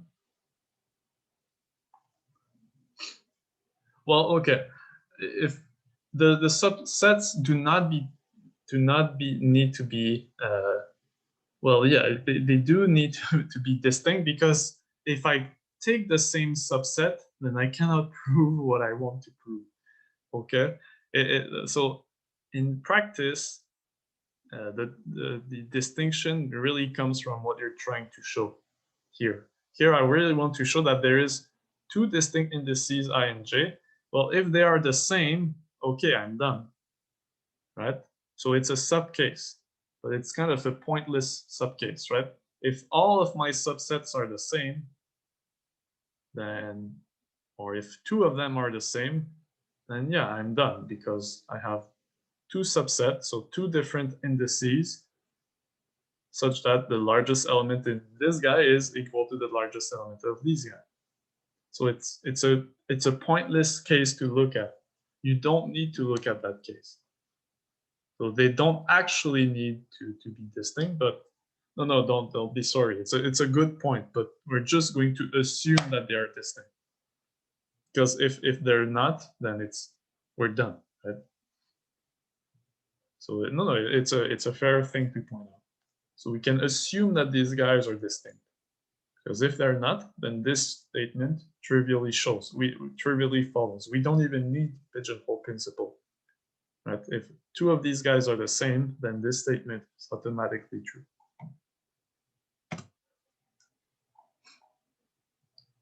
So it's a fair thing to point out. Okay, so again, what will be my pigeons here? Well, read what you're trying to prove. There exist 2 distinct indices, which really means there exist 2 different of these guys, 2 different subsets, such that the largest element in Si is equal to the largest element in Sj.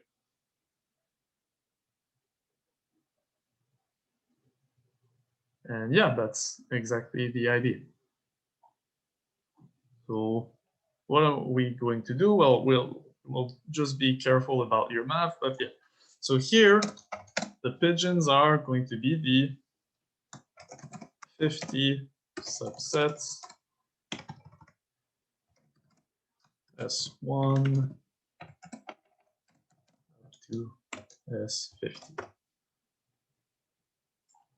What are going to be my holes? Well, what am I trying to show? If I'm in the same hole, I want it to imply that my largest element is the same as this largest element. So I'm going to put each of these guys in a box corresponding to their largest element. So that if I have 2 of these guys in the same box, it means that their largest element is the same. So my holes consist of all possible values of the largest elements. So what are the possible values of the largest elements in each of these subsets? 7 to 55, exactly. So we classify these subsets with respect to their largest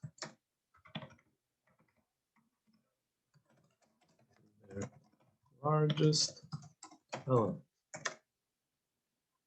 Right? So how many options do we have? This ranges from 7 to 55. And how many options is that? It's 55 minus 7. And because it's inclusive, we don't forget this +1, right? When it's 7 to 55 inclusively, we have the number of numbers between 55 and 7 inclusively is 55 minus 7 plus 1. So that's exactly 49.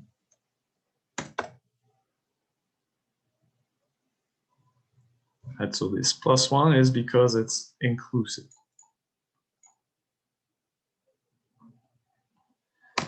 And now we're pretty much done. By the pigeonhole principle, there exists at least one hole containing at least. So here, this becomes 50/49, which is equal to 2 pigeons. And what does that mean in terms of our pigeons? So there are 2 distinct subsets Si and Sj, whose largest element is equal. Put in the same hole. And that's it.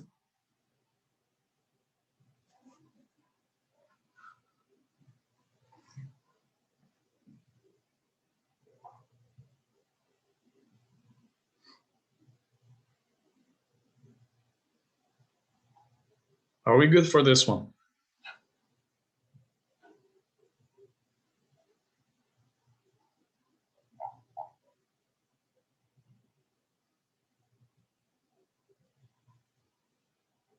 Did I write?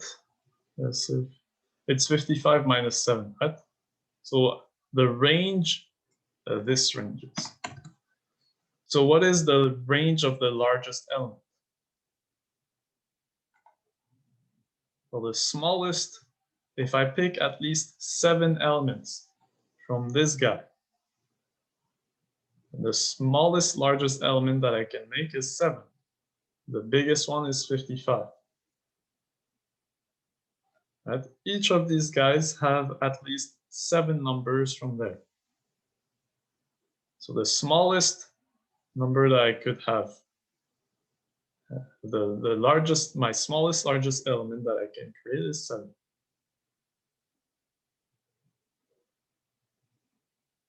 Usually that's what it comes down to. It's usually when you use pigeonhole principle, you kind of want to ensure that there's more pigeons than holes. And then you use this pigeonhole principle to show that, okay, I have at least one hole containing this many pigeons. Right? So if I wanted to say by the pigeonhole principle, there exists at least one hole containing at least 4 pigeons, then I just need to make sure that this fraction is big enough, right? So it all comes down to playing with how many pigeons do you need more than holes. But if I wanted at least 3 pigeons, it means that I need this fraction to be at least 2 point something. And then this gets rounded up to 3. So you could have a statement where I want to show there exist at least 3 different things such that blah, blah, blah. So then it just comes down to this ceiling being big enough, which means the ratio between the pigeons and the holes should match what you are trying to prove.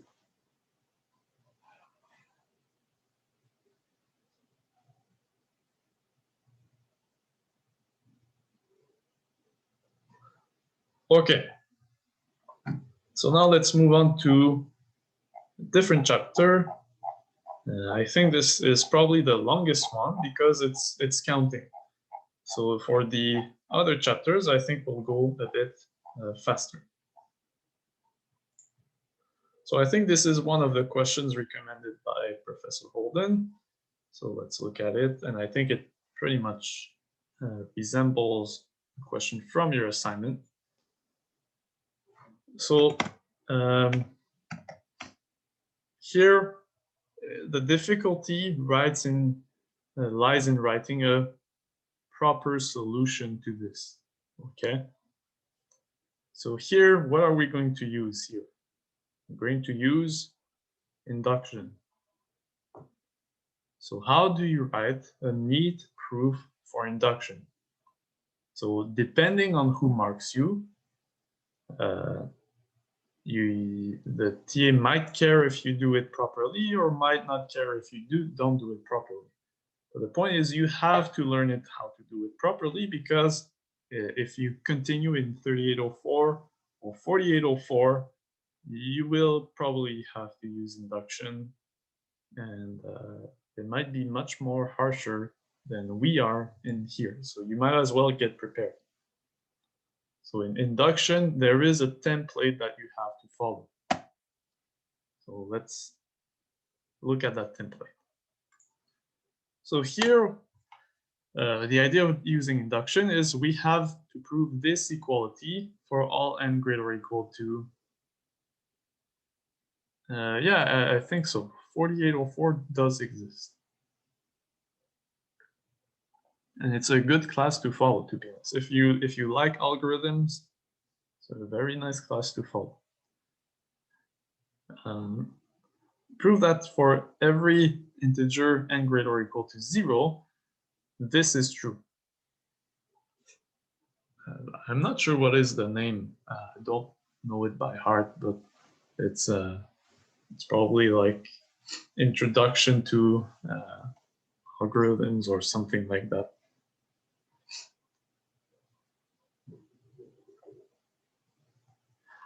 So anyways, so again, why do we use induction? We have a statement which depends on n that we're trying to prove for all n greater or equal to 0. So we should probably consider induction. So induction, there's two things that we have to take care of. We have a base case and we have an induction step.